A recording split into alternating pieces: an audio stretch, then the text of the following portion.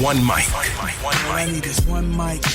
It's just different. One mic with Big Mike. The overall tenor of what he's saying is very stupid. And they say his style is too urban for the radio. Maybe it's not racism. Maybe it's placism. Brother has to know his place, right, Bob? One mic with Big Mike. Things aren't always what they seem. A sports talk show, but no subject matter is off limit. Don't just tell me that the reason something's being done is because that's the way it's always been done. Because the first thing I'm going to say to you is slavery. And now, your host. I got the big homie here who needs no introduction. Big Mike. All I need is one mic. And welcome once again into the Hump Day edition of the One Mic with Big Mike show. Of course, I am your host, Big Mike. Here in the great city of Atlanta, man, being heard live on Spreaker.com, Spreaker.com, also on the Spreaker app. I'm also being heard live on TuneIn if you got that situation going on. And I'm on the website, onemicwithbigmike.com. Make sure you guys go over there, log on, check it out. Got some video logs, some blogs, some writings and things of that nature. Go check it out. The show can also be heard on demand on all four of those outlets, as well as on iTunes, iHeartRadio, Stitcher, Google Play Music, and YouTube. For those of you who you might need to leave and come back later, or you want to share the situation with your friends and they didn't get a chance to hear me live, they can always catch it on demand. They can also catch the YouTube or the video stream, on YouTube. The video stream is going on right now on Facebook Live. I'm at www.facebook.com/1MICWITHBIGMIKE. And also make sure you follow me, like my pages and all that kind of stuff on Twitter and Instagram at @1MICWITHBIGMIKE. Shout out to Instagram. I guess now on Instagram you can like comments on Instagram. So that's pretty. I mean, that's a cool little upgrade, I guess. If you want to be a part of the show, it's quite simple. You can text me at 404-902-8104.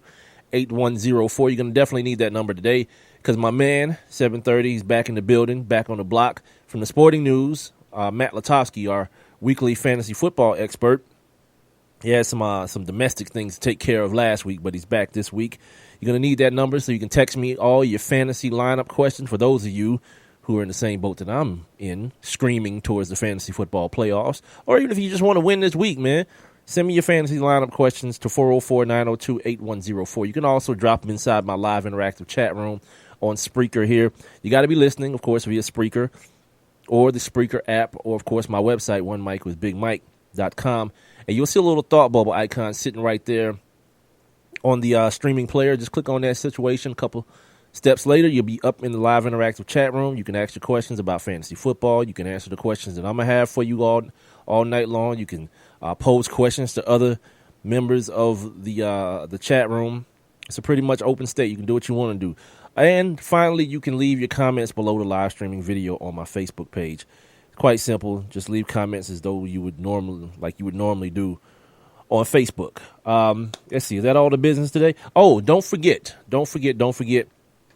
If you or anyone you know is in a position where you like to intern for the show, get some broadcasting knowledge, some sports media knowledge, you can send me your emails to Mike at onemicwithbigmike.com. And you're going to need to hurry up, too, because I kind of got a plug on this situation. Somebody told me today that they had a couple people, the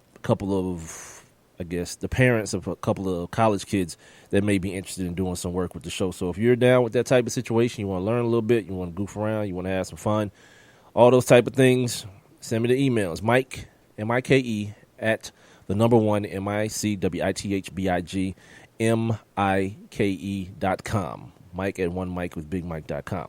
All right, so today's show ain't a whole lot to talk about, right? It's Wednesday, ain't nothing really happened. So we're going to we're going to F around for an hour and a half. Maybe we might even make it to 2 tonight. I don't know. But we'll see what happens.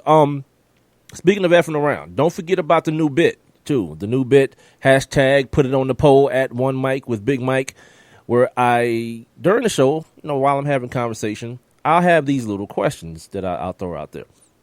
And I usually throw them out very casually and continue to move on and things of that nature. But now the way things are going to work is that when I have these little, rudimentary questions, I'm going to put up poll questions. Well, not me. Renee is going to put up poll questions on my Twitter at One Mic with Big Mike. Hashtag put it on the poll, POLL. Not the other way, because if it was, it'd be that's what she said. And then you guys can chime in, and throughout the show, Renee will relay to me the poll results, and I'll give them to you guys. Now, the caveat to this is, because I know you think every show does this. Every show does poll questions, Mike, but here's the caveat, and here's where we differentiate from everyone else. You guys can put it on the poll.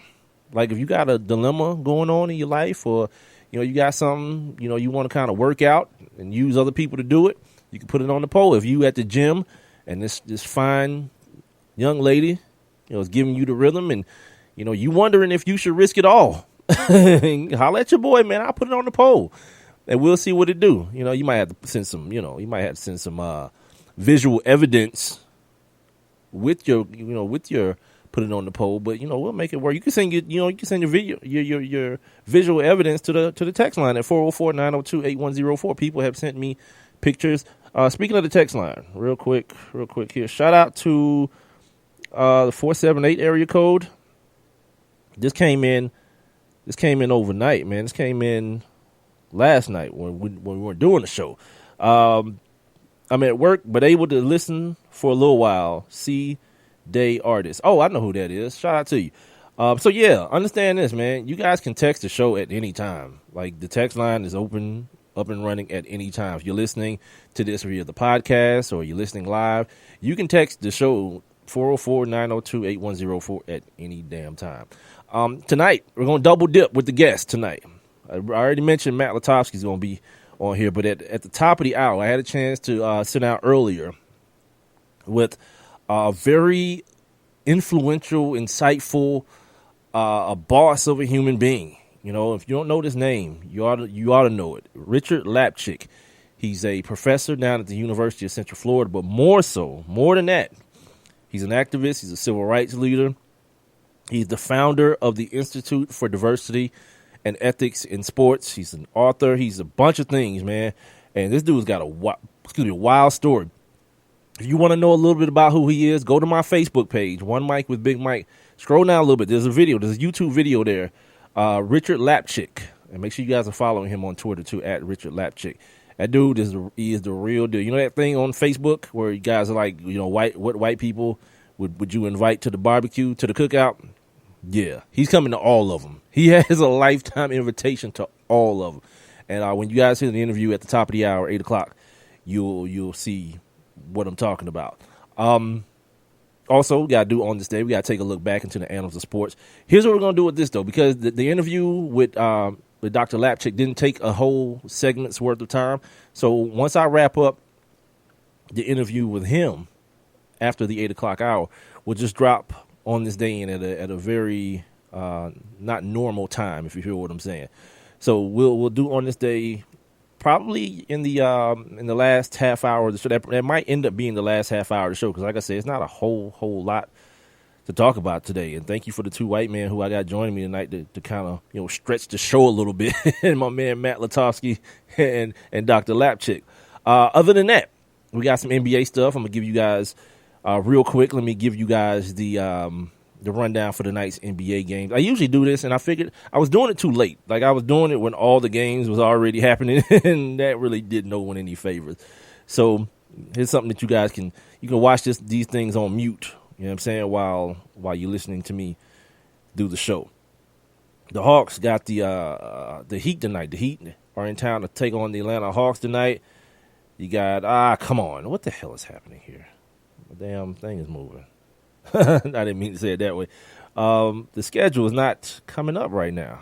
Is this a joke? Here it is. All right. Here we go.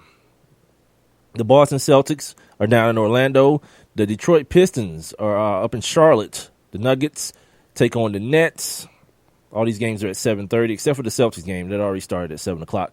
The baby Lakers got to take on James Harden and the Houston Rockets at 8 o'clock.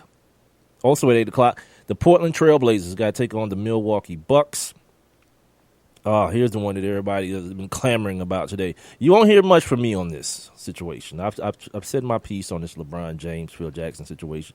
I do have some commentary on LeBron James as the show progresses, but it has nothing to do with this situation. But anyway, Cleveland going to Madison Square Garden. They're up there right now to take on the New York Knicks. The Kings of Sacramento. This is a toilet bowl of a game. The Kings and the Mavericks going to go at it at 8:30. Also, the Pacers. I got a chance to watch some of the Pacers game the other day, and everyone saw what happened. They take on the Phoenix Suns at 9 o'clock out there in Phoenix. And then finally, the nightcap, the Golden State Warriors, Klay Thompson. His mama called him Clay, so I'm going to call him Clay. They taking on Lob City, Chris Paul, Blake, the boys, Jay Crossover, DeAndre Jordan. They go to L.A. Staples Center to take on the L.A. Clippers. And we'll talk about Klay Thompson here in just a quick second, man, because what I saw the other night, and it's something that I told people would happen, not that particular thing, but I'll explain. We got some Major League Baseball stuff, a little bit of Major League Baseball stuff. There's some more, like every time I talk about Major League Baseball, it ends up being about something stupid that they're doing in this damn sport. And it don't stop. There's like some petulant children, man. You feel me? Golly. Falcons, couple signings with the Falcons. Malachi Goodman, he's back. And offensive lineman Keith Graff. And they released Cliff Matthews and Trevor Robinson. The Falcons take on who? The Rams this weekend? Yeah, that's some elixir for your ass. I got an update on the Joe McKnight situation and some questions. You know, I think we might have to put a couple things on the poll for this. And Jeff Fisher making damn excuses about why he sucks. He's bad at coaching and why his team is bad at coaching. But where I wanted to start today, I wanted to start in the great Northwest. And I want to start first and foremost by giving the University of Oregon a big hand clap, man. You know what I mean? Big up for them today. Former University of South Florida coach Willie Taggart is taking on the job of head coach at the University of Oregon. Now, I don't care anything about that. We talked about Willie the other day, right? We talked about my man Willie Taggart. I didn't know who he was. I read a little bit about him today. Big up to him. He got 5 years on the deal. Averages out to be $3.2 million a year. It's a good look. He's 40 years. He's my same age. And look what I'm doing. God, man, why did life just open up his butthole and drop one on me like this? Nah, I can't front. I can't be that dude. But good for that. Good for homie, man. Oh, what up, Big L? What up, homie? What up, Charles Brown? It's like Charlie Brown. What up, Charles? So yeah, I talked about this last week and how big a surprise it was to me that Oregon, the state of Oregon, folks, has a Rooney Rule. It's not called the Rooney Rule, but it's the same exact damn thing. And it's been in place. I'm thinking there's some new stuff. It's been in place since like 2010, 09, 2010. Yeah, man. Some people got some damn explaining to do. Like if you can do that at the state level, why doesn't every state have that? I read another article today about Alabama tried to do it. That's probably an overstep, right? It's like those folks at Alabama and Auburn was like, what? They're trying to do what? First the Mexicans, now the Negroes. Giving all the jobs away. Yeah, that wasn't going. Apparently it didn't pass because I went and looked to see what the result of it was. And apparently it didn't even reach like a level of being considered. It was like brought up and apparently shot down almost immediately. So anyway, Oregon, first state in the country to require that every public university interview a minority candidate for every open head coaching job. Big up to them, man. Oregon's like hella progressive. I might need to, put my chips together, and if things don't go right around here in the A, man, me and the old lady might end up in Oregon, cuz we can smoke weed as much as we want to. They hooking folks up with jobs at universities. If you're a brother, Oregon seemed to be kind of like the spot.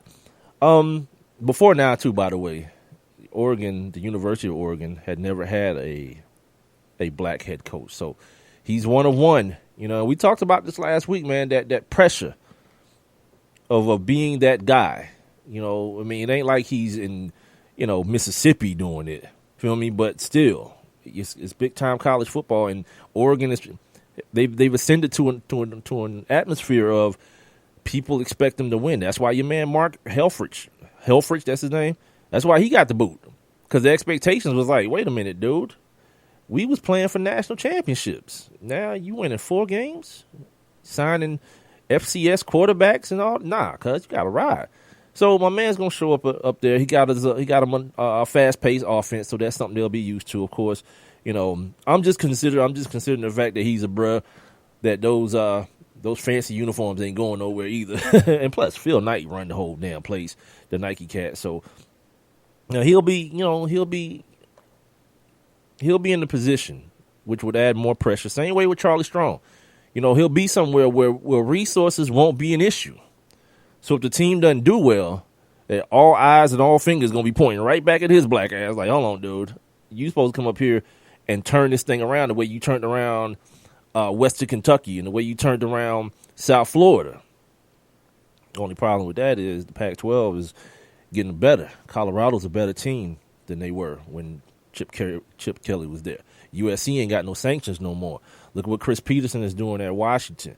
You understand? So I'm excited for the dude, but like I said, I didn't know who he was before his name started coming up in these coaching rooms. And here's the thing about that. I didn't think to pay attention then, because usually they'll just throw a brother's name in there to be like, here's some inclusive stuff that we about. Let's just throw Willie Taggart in and see what's popping. Now, the other thing about that is the dude that they wanted, and this is why I'll probably pay attention to it as well, the two situations.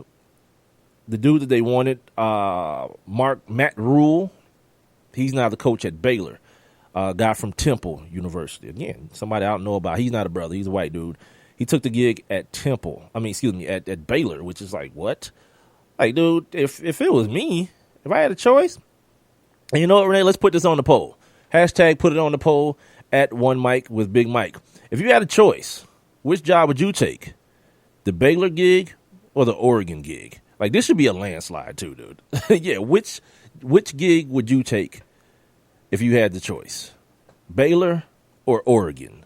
Hashtag put it on the poll at One Mike with Big Mike. Because, like, you go down to Baylor, man, they already ain't got no damn recruits, because apparently it's okay to sexually assault women and gang rape women down there. And everybody's, like, thinking about nothing but football. So their idea of fixing the problem is bringing this dude in whose dad used to be a Baptist preacher to this big-time Baptist school and, you know, let the Lord work it out. I guess. I mean, that's what it is. But, you know, shout out to Matt Rule, because I don't know that Willie Taggart gets a look if he takes the gig at Oregon. So shout out to Matt Rule for that. And again, I told you guys the other day, I actively root against Penn State to succeed in any way athletically, and I actively root against Baylor now. You know, because if I'm not a moralist, but I don't believe women should be raped, and I don't believe kids should be raped. You know what I mean? Like, yeah, put me in that category if you want to. Oh, get your morals out of here. Nah, it's just kind of, I think it's common sense. I feel like it's common sense. And I don't think people should be all right with it. And I don't think people should put athletics over those things. But that's just me. So, and then the thing about Penn State, too, because you want to see your man do good, James Franklin, but still, sometimes, you know, the shrapnel, people get hit by shrapnel. I don't care. You know what I mean? I actively root for them. Not that it makes a difference. I don't have powers or, like, me rooting for someone is going to make bad things happen. Nah. And if anything, your man got 10 years on the deal. You feel me? Like, 10 years on the deal, you already won, cuz. You feel me? You've already won. That dude got 10 years out of Penn State, a 10-year deal. And you know what's going to happen? He going to tear it up and redo it because they just won a championship. So, I mean, yeah, that dude's going to be all right. He's going to be all right. You feel me? So, now there's another job opening. You figure, oh, good, a black coach got hired. Well, all it did was move a black coach from Florida to Oregon. So what's next for you for the University of South Florida? Well, it looks like Charlie Strong, who my man Ben Troop, who joins me every Monday for Troop Talk, former SEC and NFL tight end, guaranteed everyone. He said, I guarantee that Coach Strong, who, by the way, he played on the team where Coach Strong coached defense down at the University of Florida. So there is a personal connection there as well. He said he guarantees that dude to get another job. Now, I don't know if he considered South Florida another job, because that's a mighty step back. You feel me? Like, you go from Texas to South Florida. No disrespect to South Florida, but we understand what I'm saying. Tampa ain't Texas by no stretch of the imagination.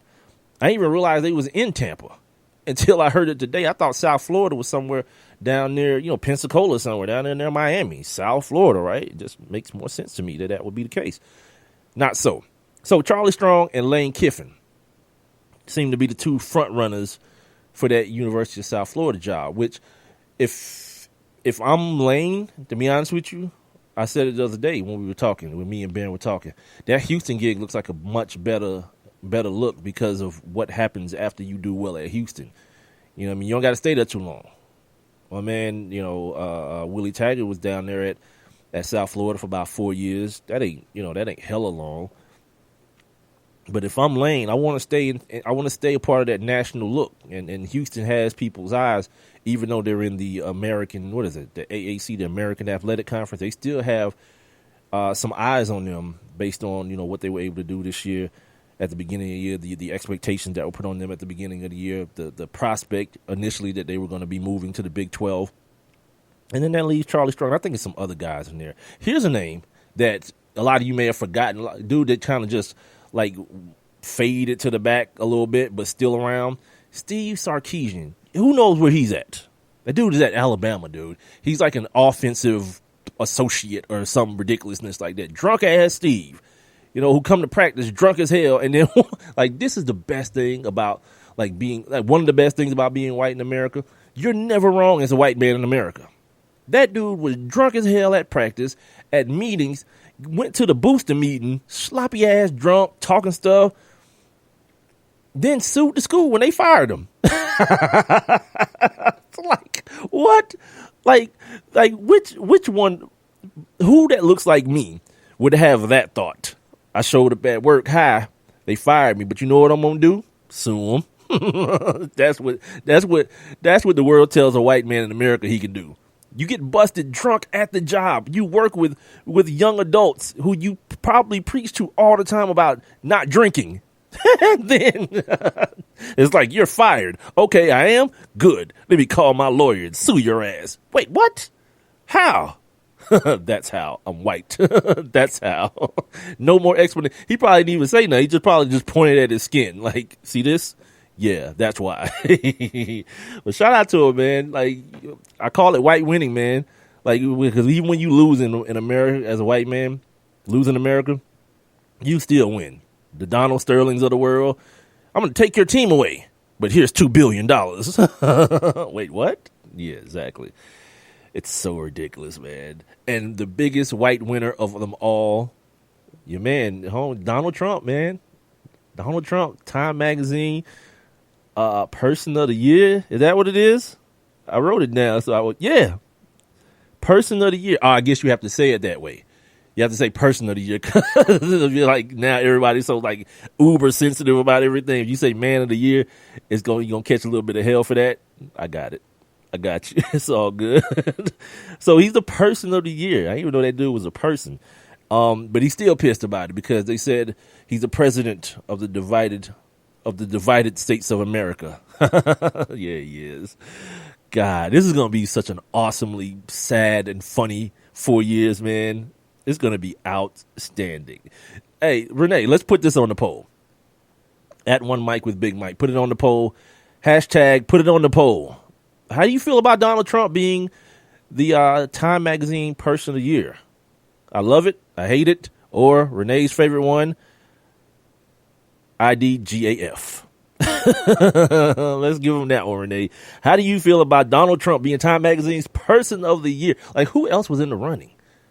That's kind of what I'm wondering, because I didn't even read the story. I was like, I don't care about this dude, man. I'm so tone deaf when it comes to stuff involving Donald Trump at this point. I've told y'all, man, after the election and people was black people, you guys, look at him. He lied to all his followers. How you know? He ain't done nothing yet.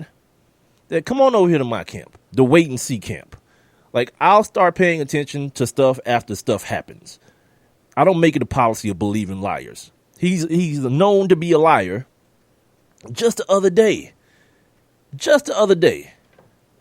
he's talking about the people, who was it, Boeing or whoever, trying to charge America $400 million or something like that. What was it, $4 billion? $4 billion to refleet the Air Force One fleet for the presidents, right? He's like, yeah, he tweeting out about it. It's too much money. We don't want to make that much money. Cancel the deal and all this kind of craziness. The people at Boeing like, dude, we ain't even put together the money. We ain't even put together the budget yet. We don't know how much it's going to be. Liar. See? And people so quick to jump on it. Look what he said. He's a liar, man. Stop believing liars. Like when the invoice come and they say $4 billion on it, maybe I'll believe it then. Because I still have something in the back of my mind saying this douchebag probably forged it. Feel me? It's the One Mic with Big Mike show here. It's hump day, man. I'm here every Monday, Wednesday, and Friday on Spreaker.com, the Spreaker app, as well as on TuneIn. And, of course, my website, OneMicWithBigMike.com. If you guys want to join the show like the homie Big L, Charles has. Renee, of course, is here. All you got to do is jump on in the live interactive chat room. To do so, you must be listening via Spreaker. So if you're listening via TuneIn, go ahead and hop on over to Spreaker, man. It's real easy. Sign up for your free Spreaker accounts as well. And follow my show, One Mic with Big Mike. When you get to Spreaker, you'll see a little thought bubble icon on the streaming player. Just click on that. You'll be in the building. The streaming player is also available on my website as well, OneMicWithBigMike.com. Just click on the little thought bubble icon and boom, you're in the building. Also, while you're clicking on things, do two more things for me. I know I'm asking a lot. You got to work when you listen to the show. Click on the little heart icon as well to indicate that you like the show. And once you hit that, I think it'll activate the share button. So make sure you share the show with your friends via Twitter, via Facebook, whatever the little buttons are. Just click on the little bird or the F or whatever and share me with all your friends. I'm also streaming live video for the lookers in you and the watchers in you. I'm on my Facebook page, One Mic with Big Mike, streaming live video. You can be a part of the show by leaving your comments below the streaming video, as well as texting me at 404-902-8104. That text line is available 24 hours a day, 7 days a week. Like, it's an automatic response on it. Thanking you for listening to the show. And I'll always acknowledge it the following show. Speaking of the following show, also, this is I got to make sure I tell you guys this. Friday will be the last show for a minute. Next week, we're going to take the week off, recalibrate some things, try to formulate some things and see what's really popping and try to head into the new year strong. So next week, no shows next week. What I'll try to do, no promises made, I'll try to put together some best ofs. And if you listen to the show, you know how hard that's going to be, finding the best of this garbage. But I'll try to put together some interviews. The interviews are usually solid because, the interviewees are usually pretty solid. The interviewer, well, he's a jerk. But I try to put together some stuff to keep you guys, keep myself at the front of mind next year or next week until I come back the following week, all refreshed and refurbished and all those things. All right, speaking of coming back, the homie Matt Lutovsky, he's back. Had to take a little sabbatical, little hiatus last week to take care of his old lady's needs. And he's going to join me in a couple minutes here to talk about some fantasy football, man. Your boy's in first place.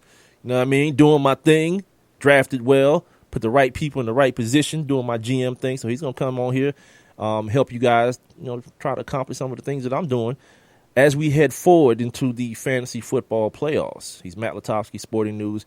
We'll do it next on the One Mic with Big Mike show, heard right here on Spreaker.com, the Spreaker app. Tune in. Of course, I'm on One Mic with Big Mike.com as well. And don't forget, on demand, if you don't get a chance to hear this show or any of the shows that I've done so far, you can always go back in time via all four of those outlets. You can also check it out on iTunes, iHeartRadio, Stitcher, Google Play Music, and, of course, YouTube, where you'll see the video and the audio of tonight's show. And don't forget, subscribe to the YouTube, man.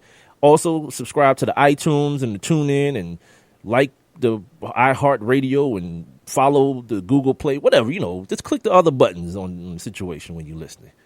I'll be right back.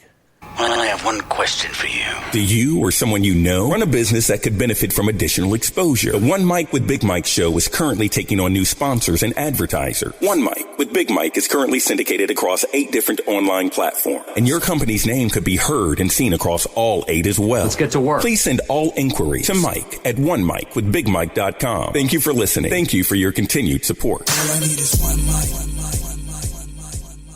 We asked kids what it took to be a dad. This is what they had to say. A father is always present. I mean, what real father figure can you have if they're not there? In order to be a good dad, you need to love your son. You need to put gas in your car so you don't break down in the middle of nowhere. And you need to make them breakfast. Yep. I mean, just to maybe play like a board game with me, or to just stay home and play some video games with me. Just to do like that one little thing is what I really look forward to.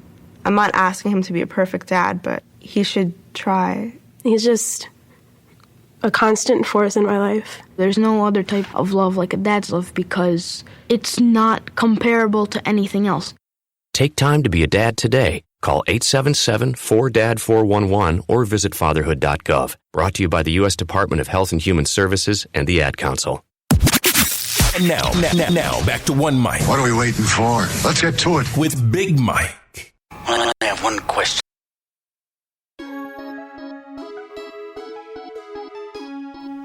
Did the same damn thing the other day.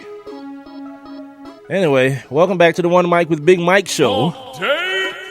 On a damn hump day, man. We trying to get on over this hump. It's about to be cold as hell tomorrow here in the ATL. You're going to wake up in the morning and not want to do nothing, but, get on out there and wrap this week up, man. We on over this hump right here on Spreaker.com, the Spreaker app. Tune in. And, of course, OneMicWithBigMike.com. You can check out the streaming videos going on live right now on the Facebook page, which is Facebook.com/1 MICWITHBIGMIKE. Make sure you take this number down, 404-902-8104, so you can get your fantasy football questions in, so you can try to win your league or at least look respectable in your league. I don't have that problem. So as I mentioned in the last segment of the show, after a little sabbatical, little hiatus, we welcome back in the homie from the Sporting News. He is Matt Lutovsky at Lutovsky on Twitter. It's time to talk fantasy football. Let's have some fun. Let's go. It's time to get those lineups set. End zone caught. Touchdown. Yeah! Yes, sir. With Matt Lutovsky of Sporting News. Put him on the board. Championship. On One Mic with Big Mike. Absolutely. Matt, what's happening, brother? Hey, man, I'm doing good. How you doing? Good, man. We missed you, man. How was the musical? I was telling the people, man, you had to leave me alone for a week to take care of your lady, man. So how was the musical? Was it as bad as you thought it would be? I mean, it was a musical. I'll just leave it at that. What was the name of it? It was A Gentleman's Guide to Love and Murder. Oh. Apparently it's won Tonys before. I don't know. I mean, it was okay. It's no Hamilton, but they can't all be Hamilton, right? So. Yeah, well, I wouldn't know. I'm not in that tax bracket yet, Matt, so I wouldn't know Hamilton from A Guide to Murder or whatever you called it. So there's that. There you go. It was all right. You branch out. It can't all be fantasy football. You got to branch out a little bit. This is true. Yeah. What did they say? Variety is the spice of life? Is that what the saying is? Right. Absolutely. So look, I'm glad you're back. We're all glad you're back because last week, my man, I almost forgot to set my lineup. I didn't talk to Matt, so I was like, okay, fantasy football must be canceled. I remembered at the last minute. It turned out well for me. I'm in first place now. No buys this week, so we're now in the stage of fantasy football. It's like if you got them, you smoke them if you got them at this point. No need to be trying to find replacements for your starters. If you got guys who are still healthy right now, you're gonna pretty much run with them. Let's talk waiver guys this week. Like, who are some guys that I looked at at your website at Sporting News. Make sure you guys go to Sporting News and check out all Matt's waiver people, his sleepers, and all those things, the rankings and all those situations. So tell us a little bit about who you got as some waiver guys. I saw you had Adrian Peterson, my man. Like, what's up with that? Well, I mean, look, people say he might be back week 15 or week 16, and I mean, if Adrian Peterson is going to play, then someone's going to want to have Adrian Peterson on their team. But he was terrible when he was playing. I mean, he played a game and a half. So, but that offensive line is terrible. It is. I'm just saying you don't want someone else to have Adrian Peterson and have him go off, This is true. So I just think it's worth stashing him just because you never know. A guy like that, I mean, he's a robot, so you never know. But this week was really bad for waiver pickups because normally this time of year we see these dudes emerge, like guys you hadn't heard of, right? I haven't heard of even. And all of a sudden you're like, what? Who? And they're winning fantasy championships with some third-string running back. And this year, like coming into this week, it just didn't happen. Like no one got hurt, and no one really broke out. The only guy really was Ladarius Green. I think I've been talking about him on this show a couple times, saying stash Ladarius Green, and then he broke out. But the guys were kind of the same guys who did it the week before. Like Malcolm Mitchell with the Patriots, Brandon Bell with the Bengals, Dontrell Inman with the Chargers. And other than that, you're just sort of stashing some of these, lotto ticket running backs. Like Justin Forsett, who the Broncos just signed, and they're saying, hey, he might get half the carries this week because Devontae Booker's struggling. So there's a couple interesting guys like that, but for the most part, it's just like matchup plays for this specific week. And it's a bad week for defenses, kind of a bad week for tight ends. So some of these sleepers who have really good matchups, I could see some people picking them up and playing them this week. The other voice you're hearing right now on the One Mike with Big Mike show is Sporting News fantasy expert Matt Lutovsky. He's at Lutovsky on Twitter. Make sure you guys check him out. Facebook Live. What is it, Matt? Tomorrow, Thursday at 3, and then Saturday or Sunday at 11? We're not doing the Facebook Lives anymore because audience kind of went. I know it's unfortunate, but audience kind of goes down with since it's the playoffs for a lot. So a lot of people, half the people in a lot of leagues are out. And they're just playing DFS now. So therefore, we're just, we're doing what we do on Twitter. And if people got questions, they can always hit us up at the SN_fantasy Twitter, and we'll handle our business there. Absolutely. Is RG3 going to ruin Terrell Pryor for me? Oh God, I hope not. I need Terrell Pryor too, man. I got Pryor in my playoffs, and I know it's so bad, right? When you're hoping that either Josh McCown or Cody Kessler is the quarterback, you know that you hit rock bottom for RG3, but. Yeah, I mean, he should be better, right? Big Cat should be, but I don't know. At least Pryor had some connection with those guys. I don't know if RG3 is going to have it. So I think he's still proving he's a must-play, but it's going to be a dicey week. Yeah. Let's talk injuries. You talked about the Broncos a little while ago in their running situation, but Trevor Siemian seems to have come back, looked pretty well coming off the shoulder, but now he's got a foot, so they got the kid in there now, the kid out of Memphis, Paxton Lynch back there. What's that going to do for the Broncos and their offense, their pass catchers? I mean, it didn't do much for them last week. Good grief, they looked horrible. I mean, granted, the Jaguars very quietly have a solid defense. I don't think people realize that because they're so bad, but they have like the number 2 pass defense. So, I'm not going to totally pin it all on Paxton Lynch, but, this week, much better matchup playing Tennessee, and if he's in there again, I think you still have to start Emmanuel Sanders and Demaryius Thomas, but, you don't feel great about it, and I think it makes the Titans' defense, which is one of the better pass-rushing defenses in the league, makes them a legitimate defensive sleeper, kind of like what I mentioned before, but that's a big injury kind of quietly because of the way it affects those other guys. Doug Martin, we really don't know if he's banged up, if he's benched, or what's going on. But now Charles Sims coming off IR. They're talking up Jacquizz Rodgers, who just came back like last week. That's a dicey situation, and it's really unfortunate because they're playing the Saints. Obviously, you like your players against the Saints, but I'm not sure you can trust any of those guys in that matchup. It's kind of unfortunate there, but not a lot of big injuries. I guess the biggest people are going to be watching this week is Jordan Reed, whether or not he's going to be back. I know he practiced a little bit today, but I'm guessing he'll be questionable going into Sunday, so we'll have to see. But like I said, it's kind of calm before the storm with it being a quiet week last week. I'm waiting for chaos to ensue this week. Well, speaking of Jordan Reed, shout out to you, man. You gave me some playoff strategies. The last time we talked, and you talked about me getting 2 tight ends, so I had Jordan Reed already, went out there, scooped up Cameron Brate, Jameis Winston playing hella ball right now, and now I don't really have to worry anymore. Like Jordan Reed, if he's good, of course I'm going to start him, but Cameron Brate, he's not a total downgrade at the position, so, shout out to you for giving that fantasy advice. I'm telling you guys, man, check out Matt's stuff, Sporting News. Make sure you guys are following him on Twitter as well, at Lutovsky. He's got me in first place, and I ain't been there since fantasy football was invented, by the way. Tell me about Taylor Gabriel. They were with Damian Tomlinson, right? Wow. Wow. Tell me about Taylor Gabriel. People are getting enamored with this kid down here in Atlanta. But is he a legitimate fantasy sleeper? I mean, I think he is. He's scoring 4 straight games, and he does it running, he does it receiving, and the targets are ticking up. It was kind of like, okay, well, he hit an end around or kind of hit this gadget play, whatever, that's cool. But, the targets are getting up there a little bit now.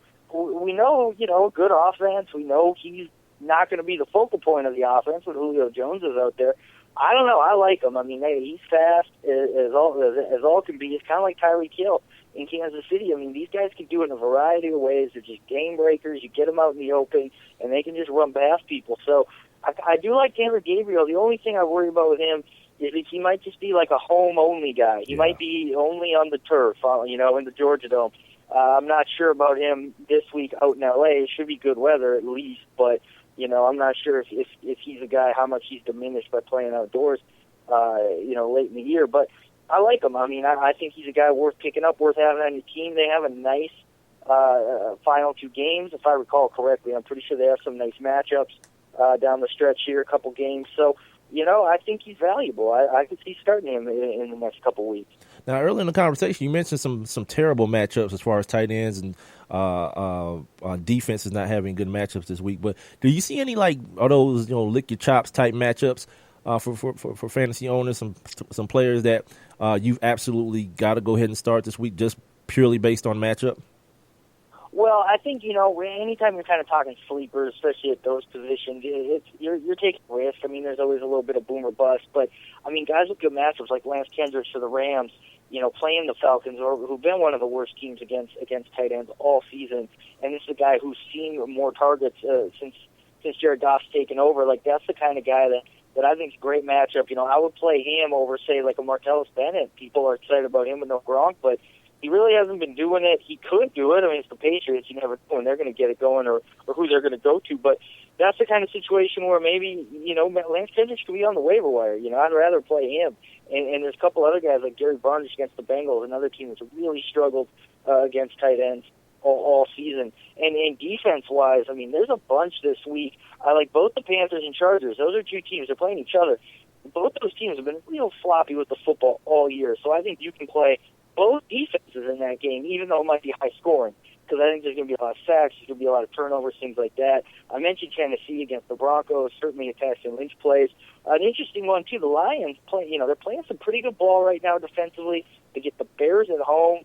That's another one, I think, because you look at defenses. Seattle's playing Green Bay, right? You don't like that. You don't like Baltimore and New England at all. Don't like Buffalo playing Pittsburgh. Don't like the Eagles playing the Redskins. These are all normal starting defenses that all of a sudden you don't want to start.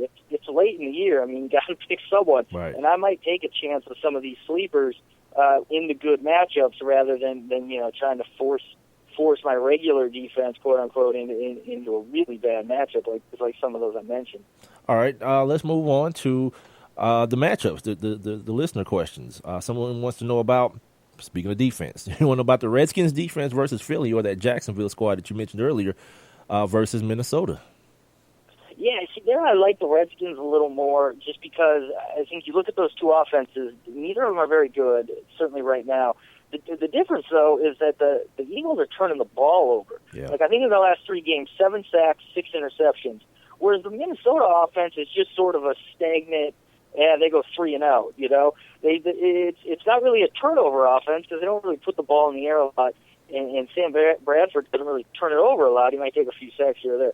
So that's why I would much rather have the Redskins defense. They've been playing pretty well. Last week was kind of tough for them. They were out in Arizona, which was a good matchup on paper, but kind of a tough place to play. So I think this week against the rookie quarterback, you're going to see them put up pretty decent numbers. Absolutely. He's Matt Lutovsky of the Sporting News. Make sure you guys are following him on Twitter at @Lutovsky. He joins me each and every Wednesday right here on the One Mike with Big Mike show to get you guys ready for another weekend of fantasy football. Apparently, in my league, we got a couple of weeks left before the playoffs, or like a week or 2 left in my league. It's weird like that. I was bragging last week about the playoffs being about to start, and apparently I was told I was wrong. Let's go with Ryan Matthews versus Washington, or Isaiah Crowell versus Cincinnati this week. That's a tough one. Those guys are pretty similar. You don't totally trust either. You don't totally trust how many carries they're going to get. Matthews coming back off the injury. Right, exactly. Matthews coming back off the injury. But I do think as long as Matthews is active, I think he'll play, and I think he's the guy to go with. And the main reason for that is Washington, it's a better matchup on paper because they give up a pretty healthy yards per attempt rushing, I think 4.6, which is one of the worst in the league. But also kind of what I was referencing, Philadelphia, look, if they want to win, they got to keep the ball on the ground. I mean, Carson Wentz just doesn't have it right now for whatever reason. Defenses scouted and figured it out. I don't know. But the best path for them to move down the field is running the ball, I think. So I would expect that Matthews, if he's active, will get a good amount of carries, will be leaned on. Crowell, every week we go with the Browns and say, well, they should try to establish the run early, blah, blah, blah. I mean, I don't know. What can you say about the Browns? It's terrible. You can't count on them for anything. So even though I don't mind Crowell, I could see him having a good game. I just don't think you can trust him in any situation. All right, we got a PPR question. James White versus Baltimore, or Matt Forte versus Frisco? Yeah, that's definitely Forte. I mean, another situation where you got a bad quarterback and Bryce Terry, what we assume is a bad quarterback, at the very least an inexperienced quarterback, going out, road trip. I mean, why wouldn't they give the ball to Matt Forte 15-plus times? It just makes sense. He's facing the worst run defense in the league by a large margin. Just seems like a game where he should really put up big numbers. Where are we at here? Carson Palmer versus Miami, or Tyrod Taylor going up against Pittsburgh? That's a tough one because Taylor really hasn't been throwing the ball very well, even with Watkins being back. Had a great matchup last week, didn't look that great, but he's getting it done on the ground. I mean, he does it every week on the ground. He's getting in the end zone. He's putting up at least 30 to 40 yards. That alone gives him a higher floor than Carson Palmer. And I actually think his ceiling is higher, too, just because I think that's a game where they're going to have to throw. And Palmer, really bad on the road this year. I mean, you look at the splits, they're pretty noticeable. And he had a decent game last week, and he certainly has better weapons in the receiving game, and that's including David Johnson. Just not a guy I really trust against anyone right now. Couple more for you here. Emmanuel Sanders, and you guys can still get your questions in. We got a couple more minutes here with Matt Lutovsky. You can still text me your questions at 404-902-8104. You can also leave them inside the live interactive chat room here on Spreaker, or drop them below the live video stream on the Facebook page, which is One Mic with Big Mike. Emmanuel Sanders versus Tennessee, or DeAndre Hopkins versus that Colts squad? Yeah, always DeAndre. He always comes up, doesn't he? Well, look, he got in the end zone last week. He did. I mean, it's kind of fluky. He got in the end zone. I mean, I'm a DeAndre. Two guys that I'm just an apologist for, and I'm gonna say their names to the end of the year because I'm convinced they got to go off at some point, and that's Hopkins and Gurley. And I think both have really good matchups this week. I love that Hopkins is indoors too. I think that helps the cause. When you get into December, you can have some bad weather. I guess that didn't hurt him last week. Probably helped him get in the end zone with guys slipping. But I love the matchup, and I love the Sanders matchup too. But I just think the quarterback situation might be the one week the quarterback situation is worse for the other players because Paxton Lynch is, at best on par with Brock Osweiler. So I'm gonna take Hopkins because he's the unquestioned number one receiver. Whereas Sanders, you still have to kind of worry about Demaryius Thomas getting in there and stealing targets. All right, one more lineup question for you: Martellus Bennett versus that Baltimore squad, or Greg Olsen versus San Diego. Yeah, Olsen's sort of been coming back to earth after a hot start, but he's the guy I got to go with there. I just think better situation for him matchup wise. I like them better when they're at home, too. If that team has any pride, any professionalism, they'll come out strong, playing a team coming all the way from the West Coast, which is usually an advantage for the Eastern team. So I think Olsen's the guy. I mean, Bennett could blow up at any time, but you just look at his numbers, and it's really been impossible to predict with him this year. All right, there it is. Hey, Matt, are you what kind of holiday guy? Are you a big Christmas guy? Decorating the house, lights and all that kind of stuff, big tree and all that? I'm a fan of someone else doing that and then me looking at it and enjoying it, but yeah, I'll do whatever. I got you.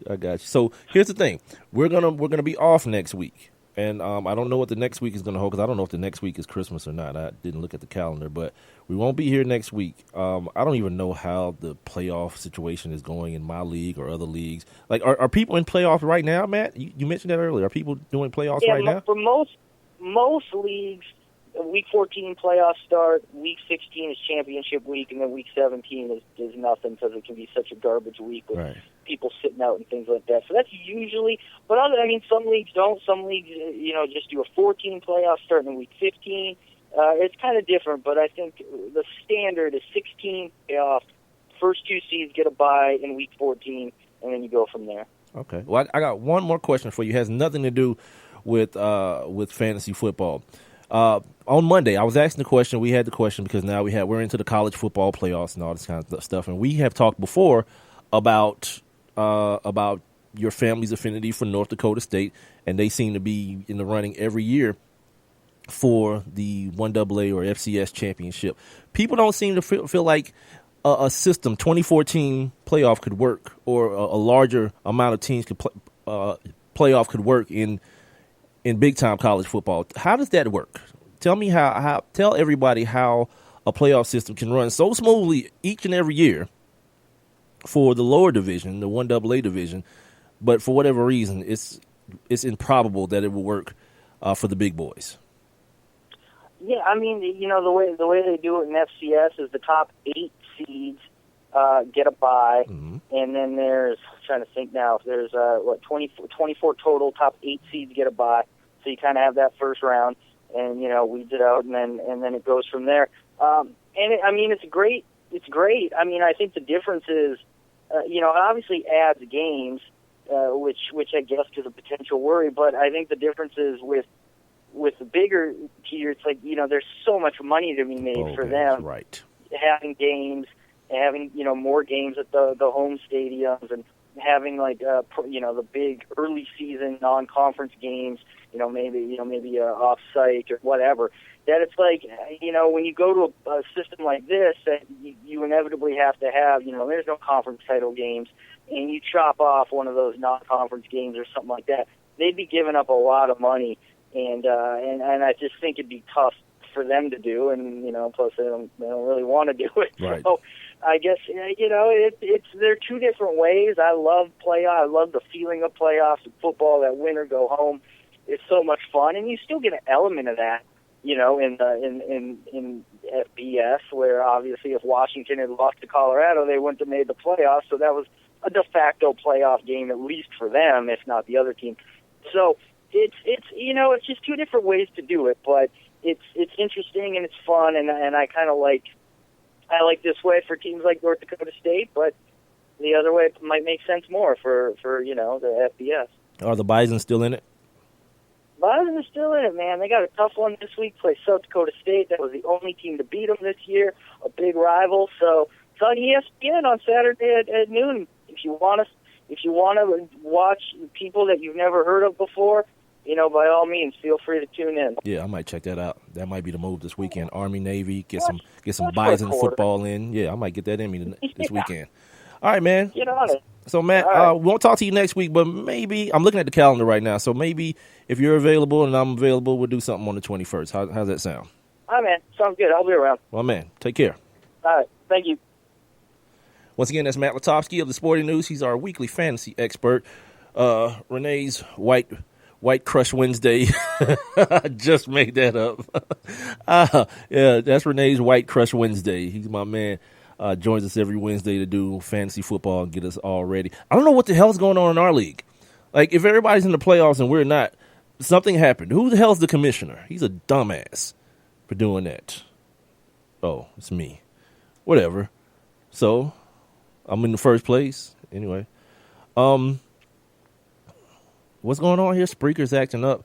You guys not getting the alerts?